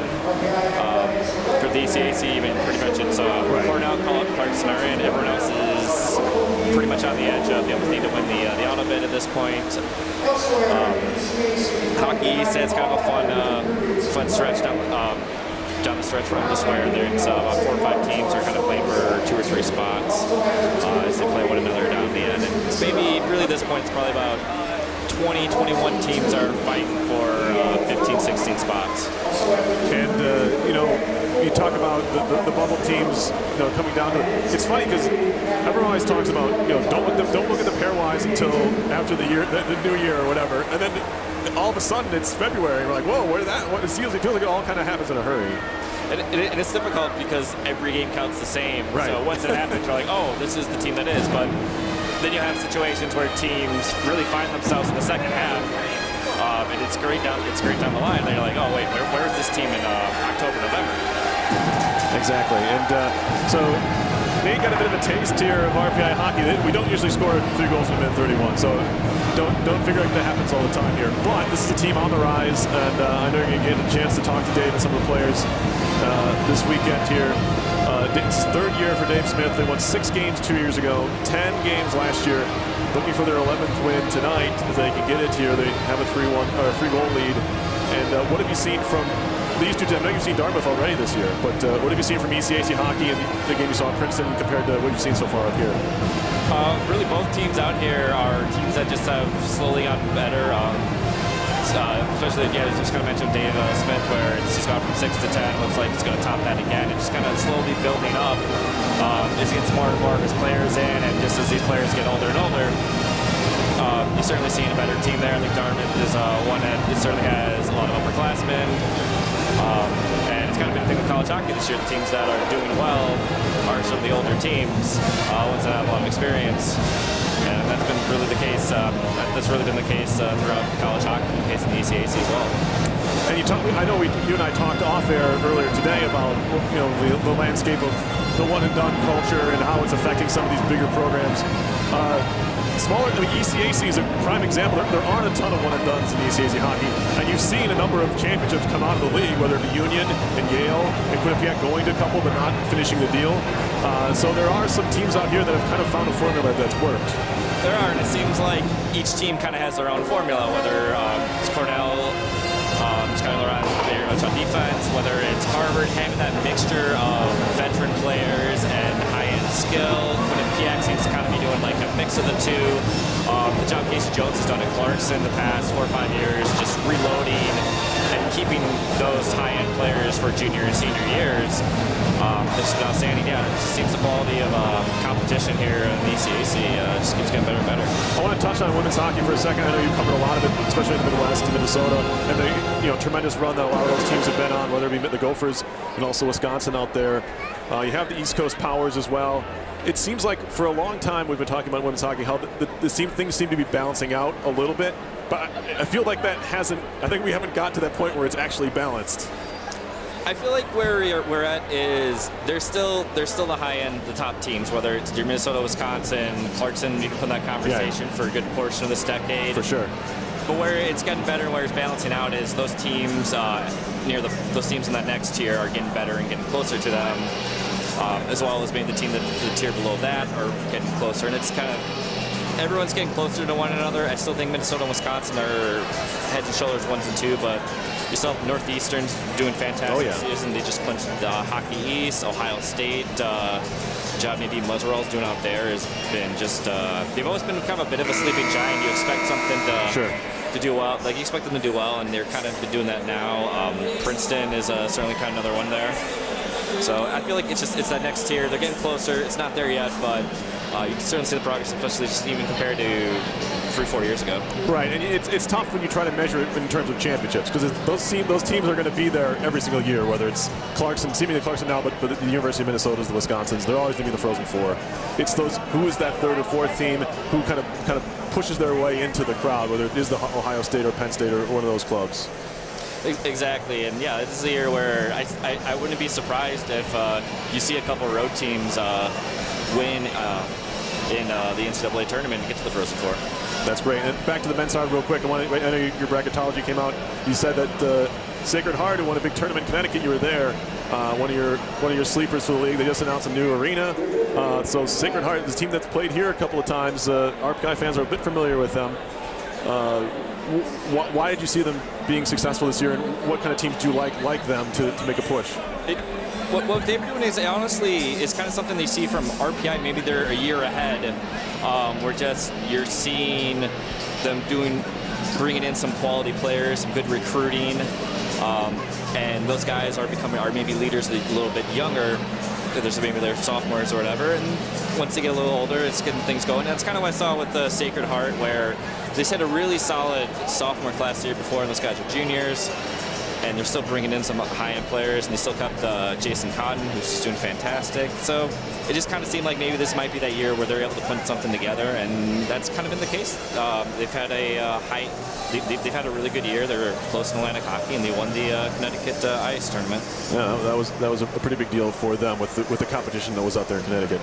Anyway, that's Nate Wells. Nate, thanks very much for coming on between periods. I'll let you get back to enjoying the third period of tomorrow's freakout here. Thanks for coming on. Of course, thanks, Barry.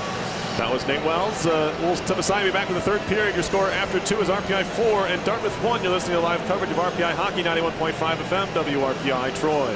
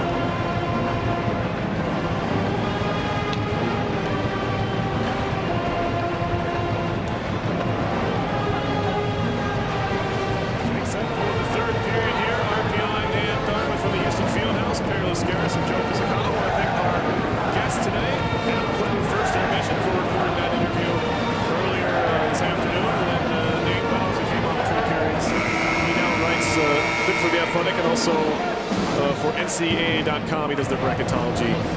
Joe Piscicano's back, ready for the third period. What do you think, Joe? I think the Engineers they've gotten better at playing with the lead this season, and we'll see if they can close it out. All right, Dartmouth will dump the puck in to begin the third. Chopped back into the far side circle, now forced to center by the long reach of Riley. Now a race for the puck in the big green end. Turned up ice near side by Baker before he takes a hit. Poked at by O'Connor, but turned around by the Engineers. Morello feeding it deep on the near side. It's chopped at by Tour Linden, who opened the scoring for RPI back in the first period. Slapped to the far side boards. Jumping into the play nicely is Ferner. Down low for Linden. Linden looking for a centering feed. Takes a shot and a save by Clark. He was pinned against that right post and he holds on. Yeah, I was going to say that I think the Big Green, they're going to come out with everything they got in these opening minutes of the third to try and get themselves a goal or two and get back into this game.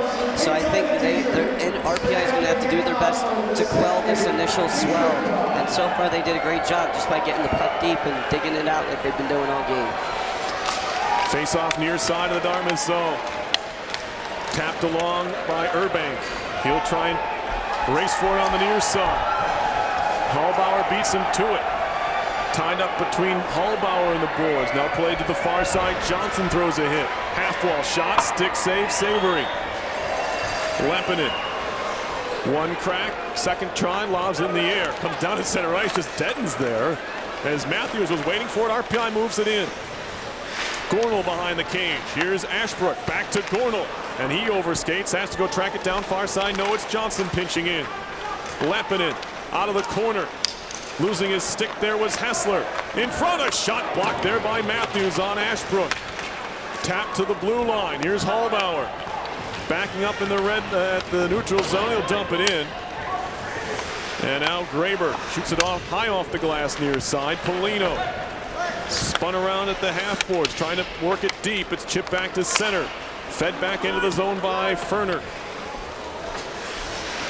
It'll be Rutherford now for Dartmouth out of his own zone, pressured by Zeke. He goes back behind the goal. Dartmouth hemmed in right now. Paul trying to clear. Finally does out the far side. A misplay there by Rutherford. Thrown through center, turned back around by Zeke. Finally RPI able to maintain possession for more than a moment. Shot deep by Zeke, picked up by Dubinsky, trying to get away from Paul. Dubinsky in the far corner now. Twisting and turning, the freshman from Highland Park, Illinois. Hands it off to Polino, who shields it away from the much taller Graber. Polino, far side circle on the puck. Around to the near side circle. Polino has it poked away, and now Graber has a chance to skate, although he's at the end of a shift. He'll pull up along the near side boards and throw it towards the net. It'll be gloved there by Savory, and we get a stoppage in play. 17:26 to go, third period, 4-1 RPI on top.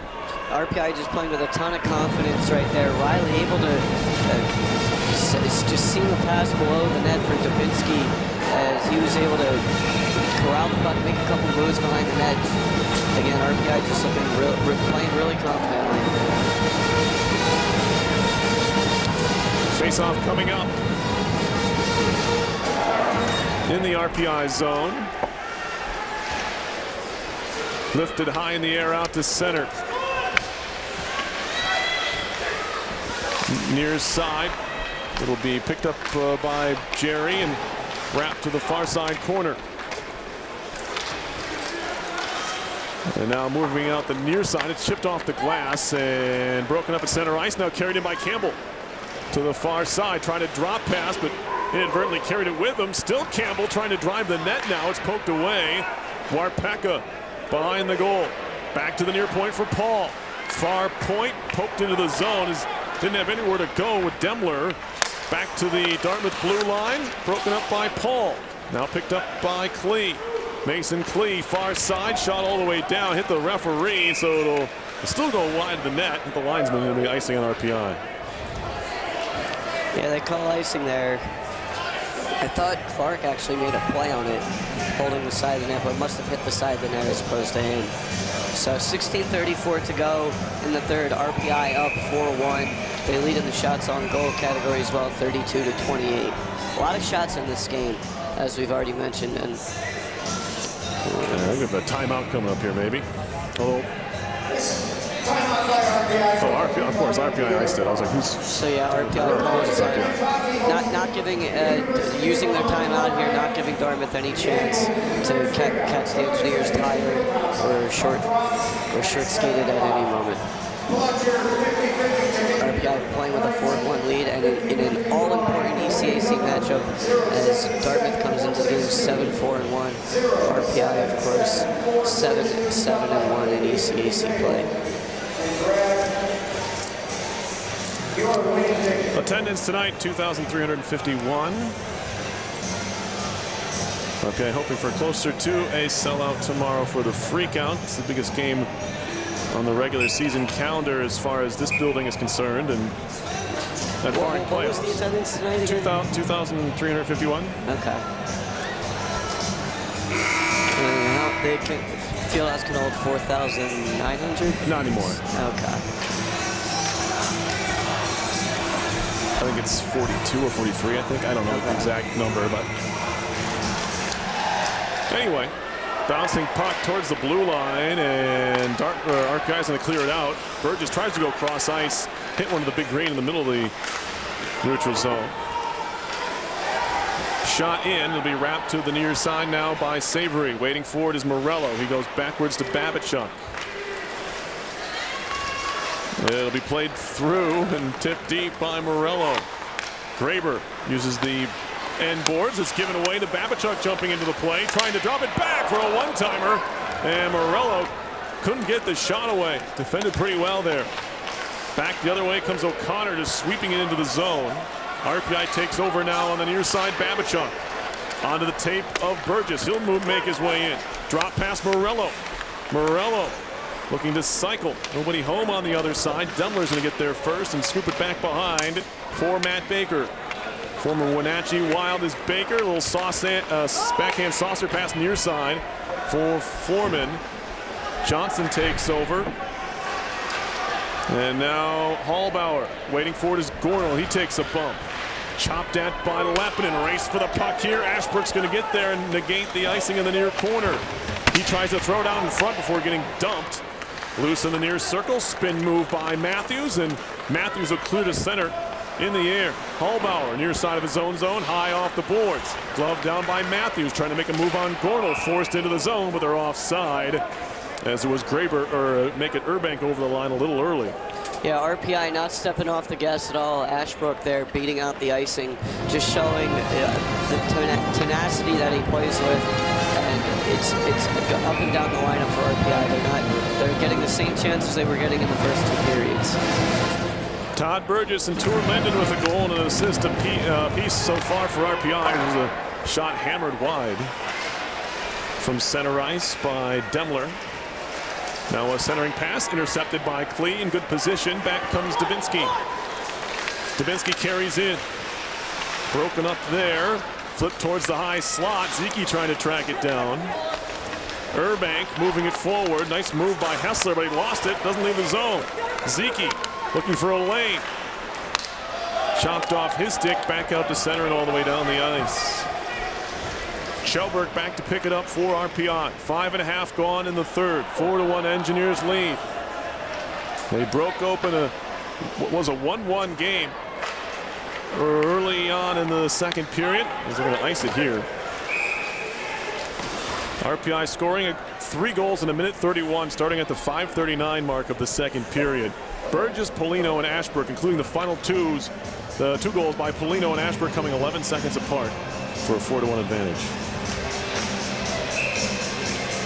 RPI again just playing with a ton of pressure, but getting a little sloppy here with the last icing. Draw coming up in the RPI zone. O'Connor comes away with it, trying to wheel to the far side corner. Lost it for a second, turns and shoots, tipped wide of the goal. No shot came of that, but Zeke will skate it to center on the near side. Thrown off the glass, kicked into the corner by Jerry. Junior out of River Falls, Wisconsin, hands it off to Herman. Herman makes a move in deep. Still Herman on the puck, looking for the wraparound. And it's saved by Clark. Back behind the goal it goes. Here's DeGrande. 3 goals on the season for DeGrande after not scoring last season. He'll chip it ahead for Jerry neatly. Nice pass. Jerry moving in far side. Takes a shot along the ice. It goes wide. Foreman just chips it out to center, forcing DeGrande to restart there. RPI touches up. Jerry fires it in. We've only had 1 penalty each way. Now we get our second on Dartmouth here. It's going to be a trip as DeGrande was upended at the blue line. 13:20 on the clock. RPI leading by 3. He's going to go on the power play for the second time this evening. So Rory Herman gets his second assist of the season tonight on the goal from Todd Burgess earlier, but he just had another great scoring chance on the wraparound. Every game he's getting more and more confidence with the puck on his stick, and yes, he's a big guy, and he's a player that you see him as a forechecker. Right now he's playing on that 4th line with DeGrande and Jerry, but he's gaining more and more confidence as an offensive player, as a guy that can put the puck into the net, and especially we saw in the last period DeGrande set him up nicely for a one-timer that Clark was able to make the stop on, but he's hunting for that first collegiate goal, and he's going to try and get it this season. It's not a bad idea if you ask me. Yeah. Power play for RPI. They're 0 for 1 tonight on the season. 15.5%, Joe. That's good for 4th in the league. That's not right. That's 9th in the league, try. And Dartmouth's penalty kill at 79.2% came in at 8th in the conference as well. So 8th versus 8th here. We'll see what comes in on top. Chelberg for Ashbrook, and now Chelberg center blue line. Chelberg to Ashbrook. Down low, Lappinen back up top. Chelberg, top of the circle, wrist shot finds the outside of the post. He hit the crossbar at St. Lawrence on the power play, and here he hits the post. Cornell, cross ice feed in front, looking for Lappinen. He scores! He slams his stick on the ice. A one-time finish. Otto Ville Lappinen with his second goal of the year, and it's 5-1. Yeah, Lappinen has not scored in a while, but RPI's power play has scored in 3 straight games. I don't know if that's something to note. They scored at the very end of the Yale game. Even though they lost, it was at the very end. They were able to prevent the shutout. And then they scored the last 2 games, or they scored last week at the Mayor's Cup with Dubinsky, and now their 3rd straight game of the power play. So currently 8th in the ECAC, but starting to catch a little bit of fire here. This is a very good sign for RPI. They started off the year so hot. They were hovering, 25-30% early in the season. And they've really kind of fallen off as of late. As Joe mentioned, 3 games in a row now on the power play goal. That is worth noting, Joe. Don't question it. And that's Lappinen's first goal since they played Canisius on October 19th, which was... That was the first time they played Canisius. Yeah, that was the 7-2 win at the very beginning. So Lappinen, it's been a while for him. That's probably a little bit what had to do with the slamming of the stick on the ice, but he will also join the Decade Club now with his 10th point of the year. New goalie for Dartmouth is Justin Ferguson out of Hudson, New Hampshire, sophomore, making his 2nd appearance of the year. And he'll have to deal with the Engineers continuing to rip pucks at him. Here comes Dartmouth, however, the other way. Shot in the glove, saved by Savory. As he holds on there for a whistle. Yeah, Savory scooping that puck up there a little bit, looking like he kind of wanted a piece of the action. As RPI's the offense, that's been the story tonight. This is the 4th career appearance for Justin Ferguson, his first to relief spot. He's 0-3 with a .775 goals against average and a .763 save percentage.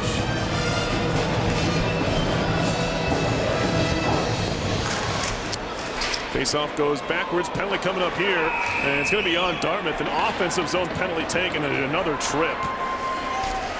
So coming off of a RPI power play goal, the Dartmouth Big Green go right back on the kill. And this time they're going to get Cam Strong. Yeah, RPI Dartmouth, just nothing going right for them tonight here. Again, again, it's just that it's the road battles for them. They have not been able to win that cleanly on the road here. And again, there is still time in this game, but RPI up 5. You're down 4 goals, and you have to kill off another penalty. It's going to be tough for them. Face-off win for RPI. Spin move by Lepin, and he's looking for more. Back up to the point for Ashbrook. Same group out there that scored just a few minutes ago. Shelburne, a wrist shot, a save made by Ferguson. He'll hold on for a whistle. And I forgot to mention Ashbrook also Ashbrook has 2 points here tonight, and he came into the game with 8, but he picks up another goal and another assist, so that he's going to be the 9th player for RPI to score 10 points, and they still have plenty of games left in the season. Shot towards the line, past Ashbrook and all the way down. Engineers will reset behind their own goal. Kyle Hallbauer, he'll start things out for the Engineers. Far side, Ashbrook chops it deep. Around to the near side, Gornell at the half ball to the corner, now taken away by O'Connor. Drew O'Connor to center ice, short-handed, tries to make a move on Shelburne. He's tripped up, penalty on the Engineers. That'll do it for the power play. It'll wipe out the final 1:12 of this man advantage. So RPI trying to get a little, keep the momentum going on the power play, but that little trip there that'll, as you mentioned, wipe it out. And another thing I'm looking at now, only 1 shot on goal so far this period for Dartmouth. They came into the period with 28 shots on net, and now they've only put up 1 more. As Shelburne goes to the box for tripping, so they'll just in that category alone, they're going to look to try and pick up some more. Special timeout to repair. Yeah, pretty passing on that Lepin goal for that power play tally, Joe. And they've had a couple of tap-ins like that. A couple that Clark had nearly gotten over to. But in the end, it's really hard for a goalie trying to go post to post so many times. I mean, that's what we saw it on the Burgess goal too, where he came diving across to try and make the stop there, but it was just too many chances at once, and RPI just swarming as they look to carry over the momentum on the penalty kill as well. A great penalty kill for RPI, as you mentioned. They're 85.2 on the season, good enough for 2nd in the ECAC, as they look to continue to dominate in that category as well. So we talked about, I mentioned special teams being a deciding factor in this game. Obviously, it was more of the Engineer forechecking and the mid-period blitz in the second. That's going to be the storyline of the game. But again, the special teams are what make the differences between good teams and great teams, and RPI certainly has figured it out in one category on the penalty kill. And early in the season, they were one of the top teams in the country on the power play, and it seems like they're starting to figure it out yet again as we get later and later into the season. So we have 11:43 left. RPI's opened up a 5-1 lead, and you have. Want to talk about tomorrow, Joe? Vermont coming in for the Big Red Freakout, and a chance for RPI to break another losing streak against not against a team, but in the big game. Right, against again in the big game. A very exciting game last year against Yale. They almost were able to tie it up late in the period, and I remember seeing some of the Yale players after the game. They were saying that was one of the toughest games they played in this building. Just being it's a very loud atmosphere, and they felt like they were on their heels going into the game. So, but you don't want to do that at the end of the game when you're down. You want to have that right from the get-go at the start. So RPI again, kind of how they did tonight.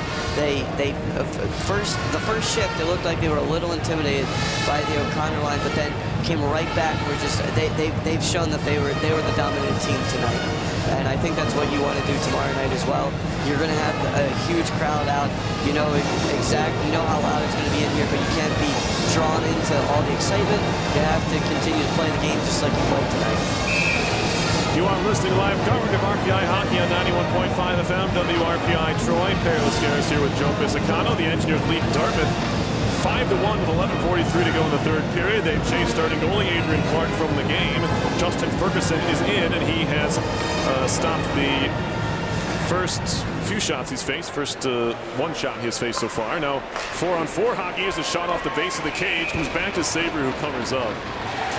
Shots are 36-29 RPI. We'll play 4-on-4 for the minute 5.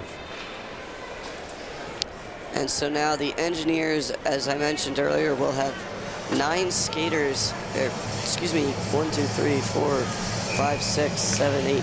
Yes, 9 skaters that all have 10 points on the season with plenty of time left for the other players to catch up. And I think that's been the story of this RPI team. It hasn't been one guy that's been doing all the scoring. It's been a full team. It's been a full depth. They've shown their depth here. Puck played behind the RPI cage, picked up by Foreman. Quinn Foreman to the half boards. Steps through a check of Riley. Now Riley steals it away. Will Riley goes behind the net with it.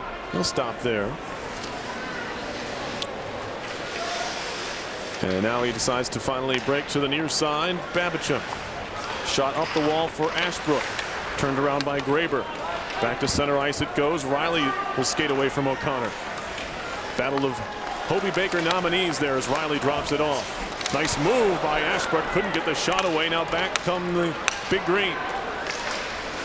O'Connor into the zone. Good back check there by the Engineers to slow him up. Now a centering pass is broken up. Played by Gornell at center. 9 seconds before Dartmouth will enjoy a brief power play. Here's Gornell. Stick handling into the zone. Far side. Now RPI shorthanded. Tour Linden will hold things up on the far side of the zone. Still Tour Linden trying to walk to the net. He was finally taken over by a trio of Big Green. Although he breaks up Cam Strong's attempt to skate out of the zone with the puck, and back to get it in the defensive end is Lass. He'll skate behind the goal to get away from Linden. 10-10 to play third period. 26 seconds left on this Dartmouth power play, and they haven't moved it into the attacking zone as of yet. Now they do, although it's quickly stolen away by Johnson. Johnson will try the near side, and he shoots it into his bench. Watch out. Hopefully no one got hit by that. That was absolutely wired. It hit the stanchion behind the bench. Looks like everyone's okay. Ooh, wow, that was absolutely. It was absolutely ripped. Yeah. Dana McGuane's smiling, so it's nothing too bad must have happened down there. I was going to say it almost hit Dana. That would not be good. No.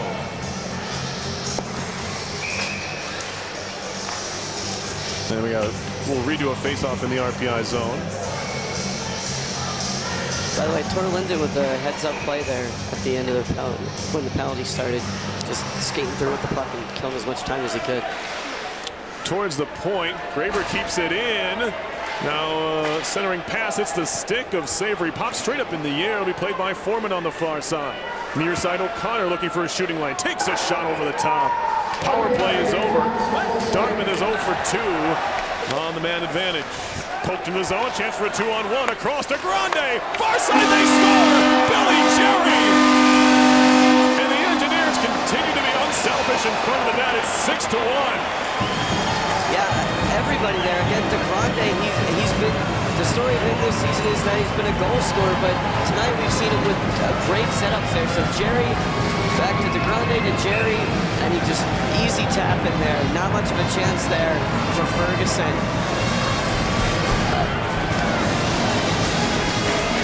But again, DeGrande earlier, we saw him set up Herman for a great chance on the breakaway, and then there he could have taken that shot, but elected to fling it over to Jerry, and he hit the easy tapping. Back into the attacking zone comes Dartmouth.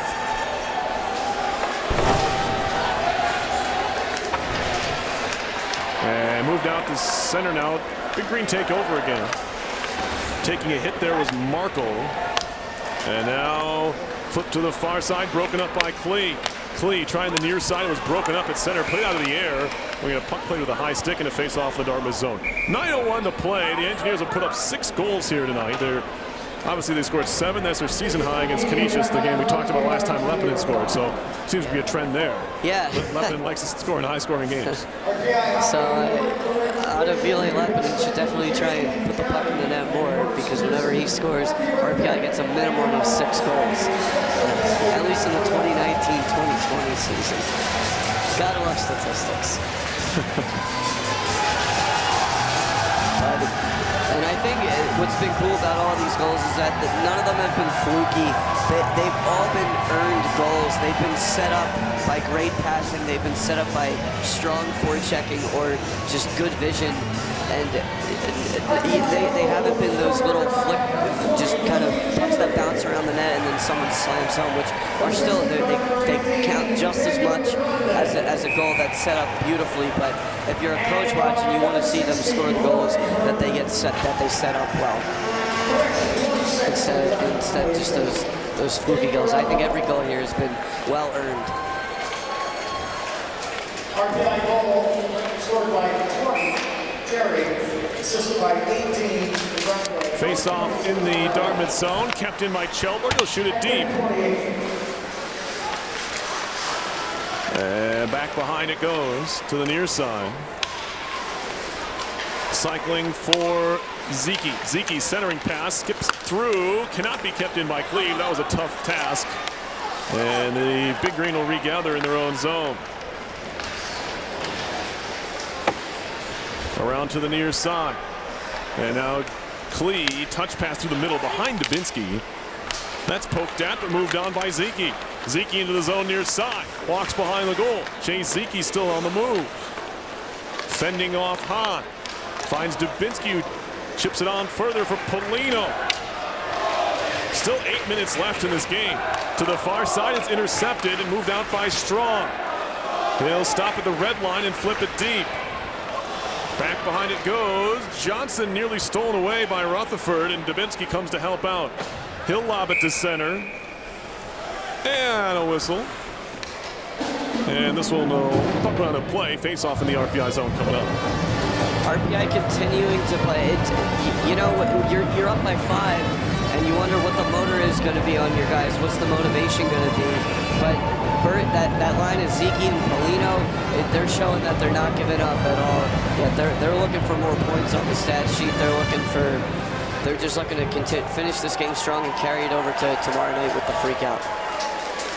The shot all the way down, race for the puck. It's going to be icing. Graber won the race to the dot. Fans continue to not understand the rule, and you can't really blame them. It looked like Leppinen won the race to the puck, but Graber stopped when he hit the dot and stopped skating. And that's still, you like to see Leppinen skate. Oh yeah. 7:47 to go. You're up 5, but Leppinen continuing to press and give it everything he's got on the ice. That was not a knock whatsoever. I know. I was just saying Graber didn't have to go any further. It's more just a compliment to Leppinen. Right. Would love to see a player just throw on the absolute brakes at the dot and watch someone fly by them. That's where the race was to. You can keep going fast all you want. Anyway, face-off defensive zone. RPI moving up the wall. Leppinen will get it deep. Markle back to get it. Harrison Markle, the sophomore out of Andover, Massachusetts, stolen away by Leppinen.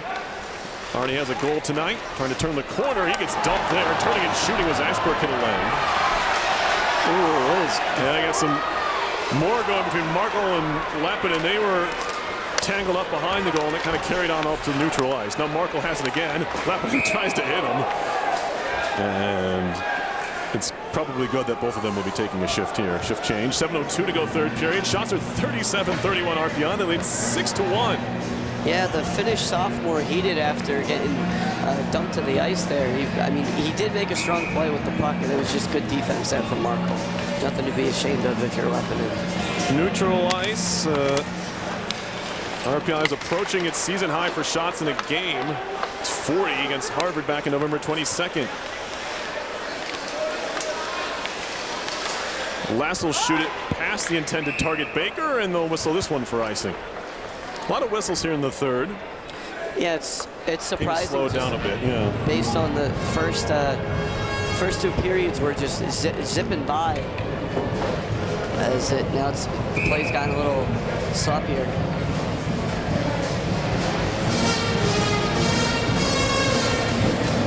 face-off here in the Dartmouth end to the right of Ferguson. Push towards the blue line and out to center by Matthews. Shot back in by RPI, ends up on goal. Ferguson has to turn it away. Down the middle, handoff for Baker. Baker carrying far side. Now a shot comes in from Baker, saved by Savory. The puck's in the net, and they wave it off. As this is probably the right call. They might end up looking at this, but Baker went into Savory to put that puck in the net. I think the puck ended up in the net, but the referee behind the goal was very adamant in waving it off. I think he made the correct call. They're going to look at it to see if something other than what they saw on the ice was true. So you see Baker, we see Baker go into Savory, and he certainly impeded Savory's ability to make that save. Yeah, I mean, it looked like Savory had the puck kind of stuck in between. Yeah, I mean, the problem here is, we'll figure out what, Puck's in the yeah, Baker can't push Savory into the net with the puck, so that's going to be a no-goal. My first question was going to be if they're going to look at that and see what Babachuk was doing, but Babachuk did not interfere. Yeah, Babachuk did not touch Baker. He did not push Baker into Savory, and so by all accounts there, it should be no goal as called on the ice. Strong play by Savory, though, to I mean, really take a stick into right in.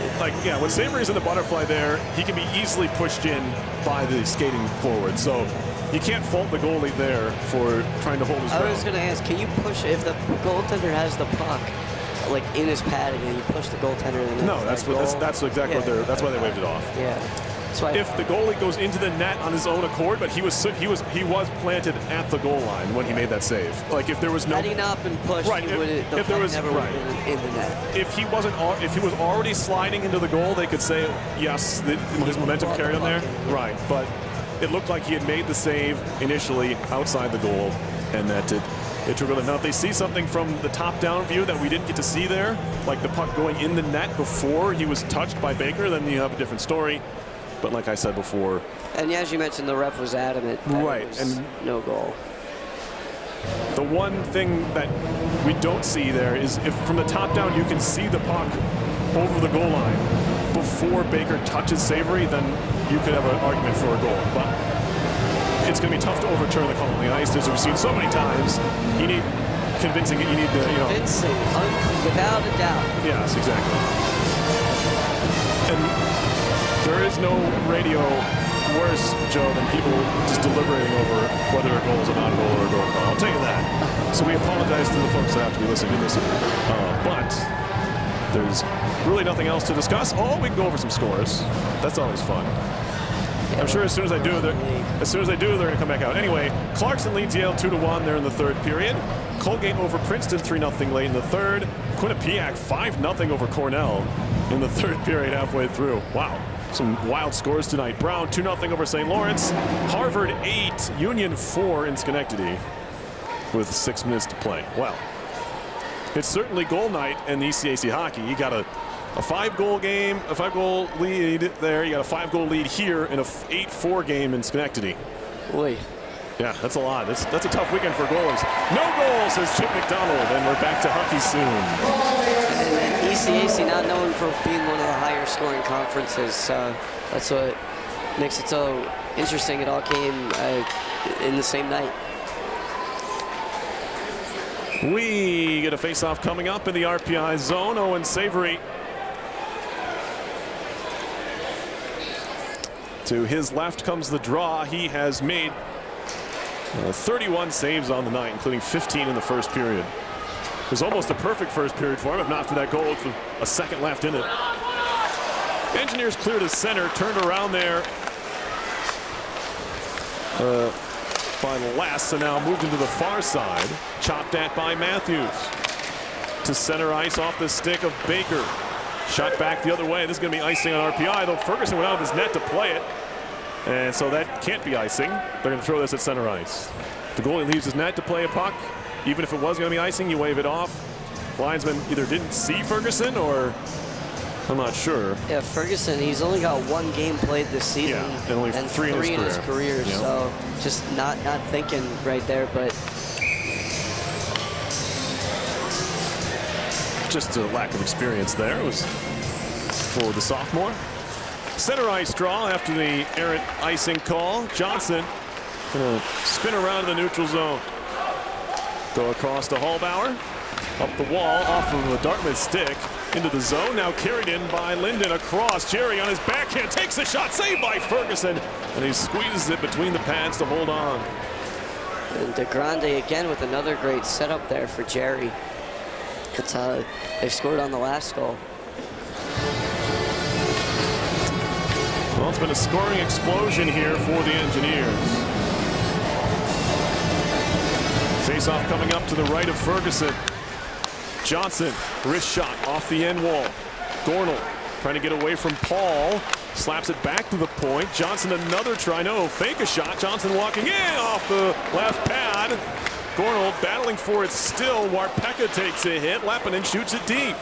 5.5 to go in the third period. Seems like it'll never end. It probably seems even longer if you're a Dartmouth fan. Here's Johnson. Fed to the far side, goes through Gornall. He'll pick it up on the other side.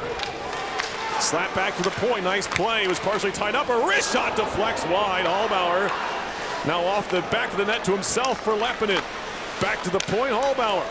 Near side Johnson. This feels like a power play. Ashbrook. He'll turn and shoot. That one hit the leg of Leppinen. Jumping into the play is Hallbauer. He goes behind the goal. Gornall picks it up there. Watched by Graber. To the far side again. Polino. Or Hallbauer rather. Takes a tight angle shot and a save by Ferguson. Picked up by Paul. He'll throw it off the glass. Gloved but not corralled by Ashbrook. And now finally to center ice comes Warpeka. He tries to hand it off to Rutherford, but that's intercepted. Picked up there by Hallbauer. Slapped near side by Ashbrook. Tried to return feed. Now Strong trying to jump on it. Rutherford does. Far side circle. Drop pass. One-timer saved by Savory. Rebound loose in the slot is picked up there. Lobbed high in the air. Looking for Polino from Ziki. But it's well read and intercepted by Palisic. And now turned back around at the RPI blue line. Dubinsky. Far side circle. Finds Babachuk just into the zone. He'll take a wrist shot and he scores! Babachuk off the right post and in. It's 7-1 RPI. Corey posted in. It's his third of the season. And RPI matches their season high in goals with their 7th of the evening. Still 4 minutes to go in the third.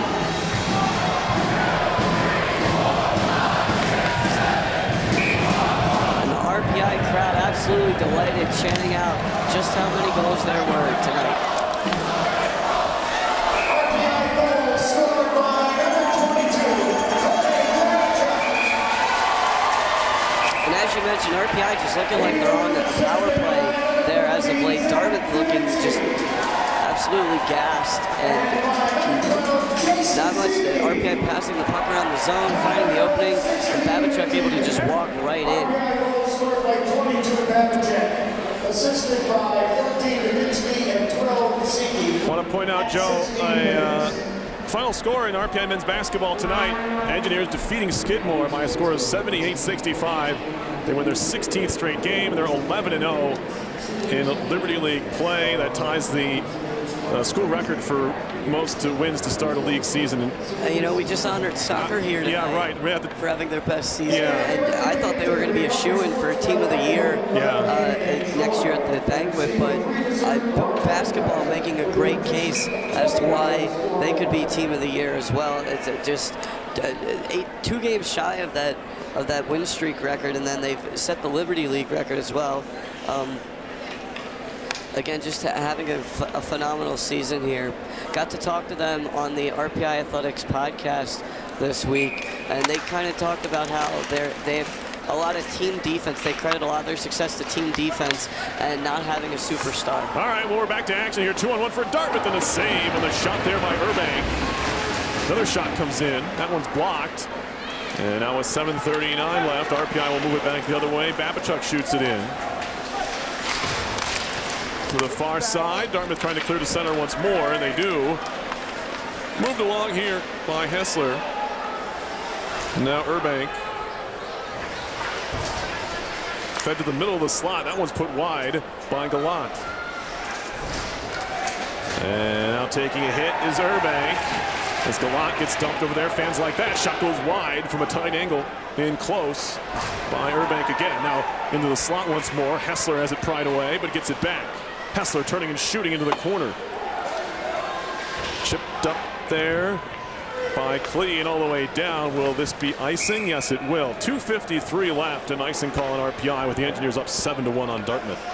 And I believe they're going to credit Dubinsky with the assist on the Babachuk goal, and that's going to be his 10th point of the season as well. So RPI, again, just showing their scoring depth all over the board. Face off in the RPI zone. One power play goal for RPI, 6 even strength, 7 different goal scorers, Joe. As the puck is won back into the near corner. And now work towards the blue line. And now shot to the near side point. Paul off the end boards. Picked up behind by O'Connor. Trying to feed it back into the circle. Broken up on the try by Baker. He takes a hit from Herman. Puck goes back behind the goal. Foreman. Now O'Connor. O'Connor looking for a lane. Feeds it back to the point. A shot by Markle goes wide. Baker back up top from Markle. Right back down low. This is a pretty good spell here for Dartmouth, although far too little and far too late. And it's Baker again. Back towards the point. DeGrande separates him from the puck, and Klee fires it down. This is going to be icing again as he got a little bit too much on it. Or will they wave it off? They do. Perfect curling shot there from Mason Klee. As it's turned back around by Linden at center. Breaking into the zone, 3-on-1. Linden centering pass off the skate of Burgess, and they're on to the near side. Burgess trying to move it back to the point. It's turned back around by Foreman. Steps around Johnson. Picked up by Burgess. Good back check there by the senior out of Phoenix, Arizona. Thwarting an odd man rush as one of his defensive teammates have been caught up the ice a bit there in Johnson. Now it's tipped deep by O'Connor. Savory way out of his net to play around to the near side. Chipped up the wall. Lasardo behind the cage. Trying to center, broken up by Savory. That's a good read. Now a shot comes in off a skate, goes all the way into the corner. Warpeka turning and firing down low. Make it Rutherford rather, or it was Warpeka. And now back comes RPI. Morello leading a 2-on-1 with Hallbauer. Good play there defensively. Turning him around was Campbell, although he gives it away to Linden, who shoots it in. 1 minute to go in the third. RPI up by 6. Shot to the far side, neutral ice. Engineers matching a season high for goals in a game with 7. As they chip it deep, 39 seconds to go. Canisius back in October. To the near side now. Dartmouth, nice move there to get out of the zone for Demler. They'll move it into the RPI zone. Strong trying to center. Saved by Savory. Juggled the puck. He wanted to fire it, but that was too late. Now he takes a bit of a slash there from Strong, and now Savory just skates away as his teammates come to his support. Yeah, and that's Riley there getting fired up, protecting his netminder. I think Savory was just trying to run out the clock, so he trying to put the puck down and play it. The whistle went. Strong, I'm not sure what he even did. He just kind of stuck his stick in there. All of it was completely unnecessary on both sides. Anyway, 22.2 left. We're going to have a little more hockey left here. Yeah, I think Savory, I think you're right. He was just trying to run out the clock there. I don't think he was trying to, maybe he was trying to score. Well, there's a goalie at the other end of the ice, so I don't think he was going to score. Yeah.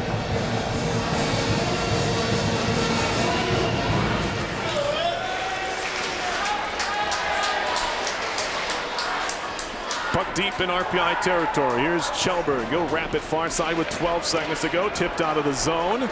Moved ahead by Gornell. Gornell walks in and takes a shot over the top, and that'll just about do it. 4 seconds to go. Moved ahead by Rutherford. Drop pass there. There's your final horn. RPI is going to win this one 7-1. They move to 8-7-1 in the league, and they pick up 2 big points against Dartmouth. which a team they will face later this year. So you want to take care of business at home if you want to have any chance of making it into that top 4, but even to make it into the middle 4, the home ice in the first round spots, big 2 points right there. Yeah, big 2 points, especially because, as you mentioned, Dartmouth is a very, very strong home team. They've only lost 1 game at home all year. And meanwhile, RPI 4-7-0, now 5-7-0 at home. Not the strongest home team, but starting to get better and better as the season goes on. They'll continue to try and get their home record better tomorrow night with the Big Red Freakout. They'll certainly have the home ground advantage. But the next time RPI plays Dartmouth, you can imagine that Big Green's gonna come out swinging. They're not gonna like the fact that they really just they got outplayed tonight. RPI was stronger on the forecheck. They were stronger on the puck. Their passes connected better. And at home, Big Green is not going to want to get embarrassed. They're going to come back, and they're going to be a strong team because they are one of the top teams in the ECAC, and they're one of the top teams in the country as well. Absolutely right, Joe. On the run of the scoring, you can come up your offensive and defensive engineers of the game. You'll have plenty of time to do so. So, leading things off, we have Tour Linden at 16:57 of the first period from Will Riley and Todd Burgess. Made it 1-0 RPI. Dartmouth tied it up with less than a second left in the opening frame. Quinn Foreman from Matt Baker and Drew O'Connor made it 1-1. Then it was Burgess from Rory Herman and Tour Linden. Turned out to be the game-winning goal. It came at 5:39 of the second. But RPI was too busy to worry about that. They scored 2 more times in the next minute 31, including a goal at 6:59. Patrick Polino's 8th of the year from Chase Zeke and Zach Dubinsky. 11 seconds after that, it was Tristan Ashbrook from Mike Gornell and Corey Babachuk. And then at 7:05 of the third, Otto Ville-Lappinen scored his 2nd goal of the year from Kyle Hallbauer and Mike Gornell on the power play. That was RPI's lower power play tally. Billy Jerry made it 6-1 with a give and go from Danny DeGrande. Jake Morello picked up the secondary assist there. And then with exactly 16 minutes of the third period, Corey Babachuk from Zach Dubinsky and Chase Zeke capped the scoring. 7-1, RPI winners tonight. Owen Savory, 35 saves, his 4th win of the month. His 7th win overall. He made double-digit saves in each period. He picks up the win. Adrian Clark took the loss. He made 5 saves over 47 minutes and 5 seconds. No, sorry, he gave him 5 goals on 30 saves. Not the other way around. 47:05 on the clock for him. Justin Ferguson gave up 2 goals on 7 shots in the final 13 minutes of the game. Joe, who do you got? So on offense, it's a team effort. I'm looking at the stats right now, and the RPI had six players with a 2-point game. So it's hard to give it to one player, but I think that just that line of Lappinen, Ashbrook, and Gornell do a phenomenal job of carrying it out. And then on defense, I'm going to give it to Owen Savory, making 35 saves. And he made some timely saves as well. So that's going to be the offensive and defensive engineers of the game. We'd like to make a couple announcements. First, we'd like to thank the Rensselaer Union, which provides the funding for WRPI and all club-related activity of the Institute, including WRPI's coverage of RPI hockey, football, and baseball. A reminder, WRPI is on the World Wide Web. Point your browser to WRPI.org, and you can pick up WRPI's broadcast 24 hours a day, 7 days a week, so long as WRPI is broadcasting. We will provide the broadcast on our internet feed. Once again, that is WRPI.org. Recruitment. WRPI Sports is seeking current RPI students to make live calls of RPI athletic events such as this one. There are opportunities this season to get on the air for men's and women's hockey. For more information or express interest, contact us at WRPI-sports at rpi.edu. We'd like to thank the intermission guests here tonight and everyone else who got us on the air. We'd like to thank you people back at the station for getting the game on the air. And then the next hockey game will be tomorrow night. It's the Big Red Freakout. We've mentioned it multiple times. It's going to be starting at 7 o'clock here at the Houston Fieldhouse. RPI is playing Vermont. That will be your next broadcast on WRPI. As well as next weekend, Perry will be traveling out to Western Michigan to give you RPI's road trip against one of the top teams in the NCHC. Those games will also be broadcasted on 91.5 FM WRPI Troy. On behalf of Perry, we'd like to thank you guys for tuning in. And the final score from the Houston Fieldhouse in Troy, New York is RPI 7 and Dartmouth 1. And you've been listening to live coverage of Engineer Hockey on 91.5 FM WRPI Troy.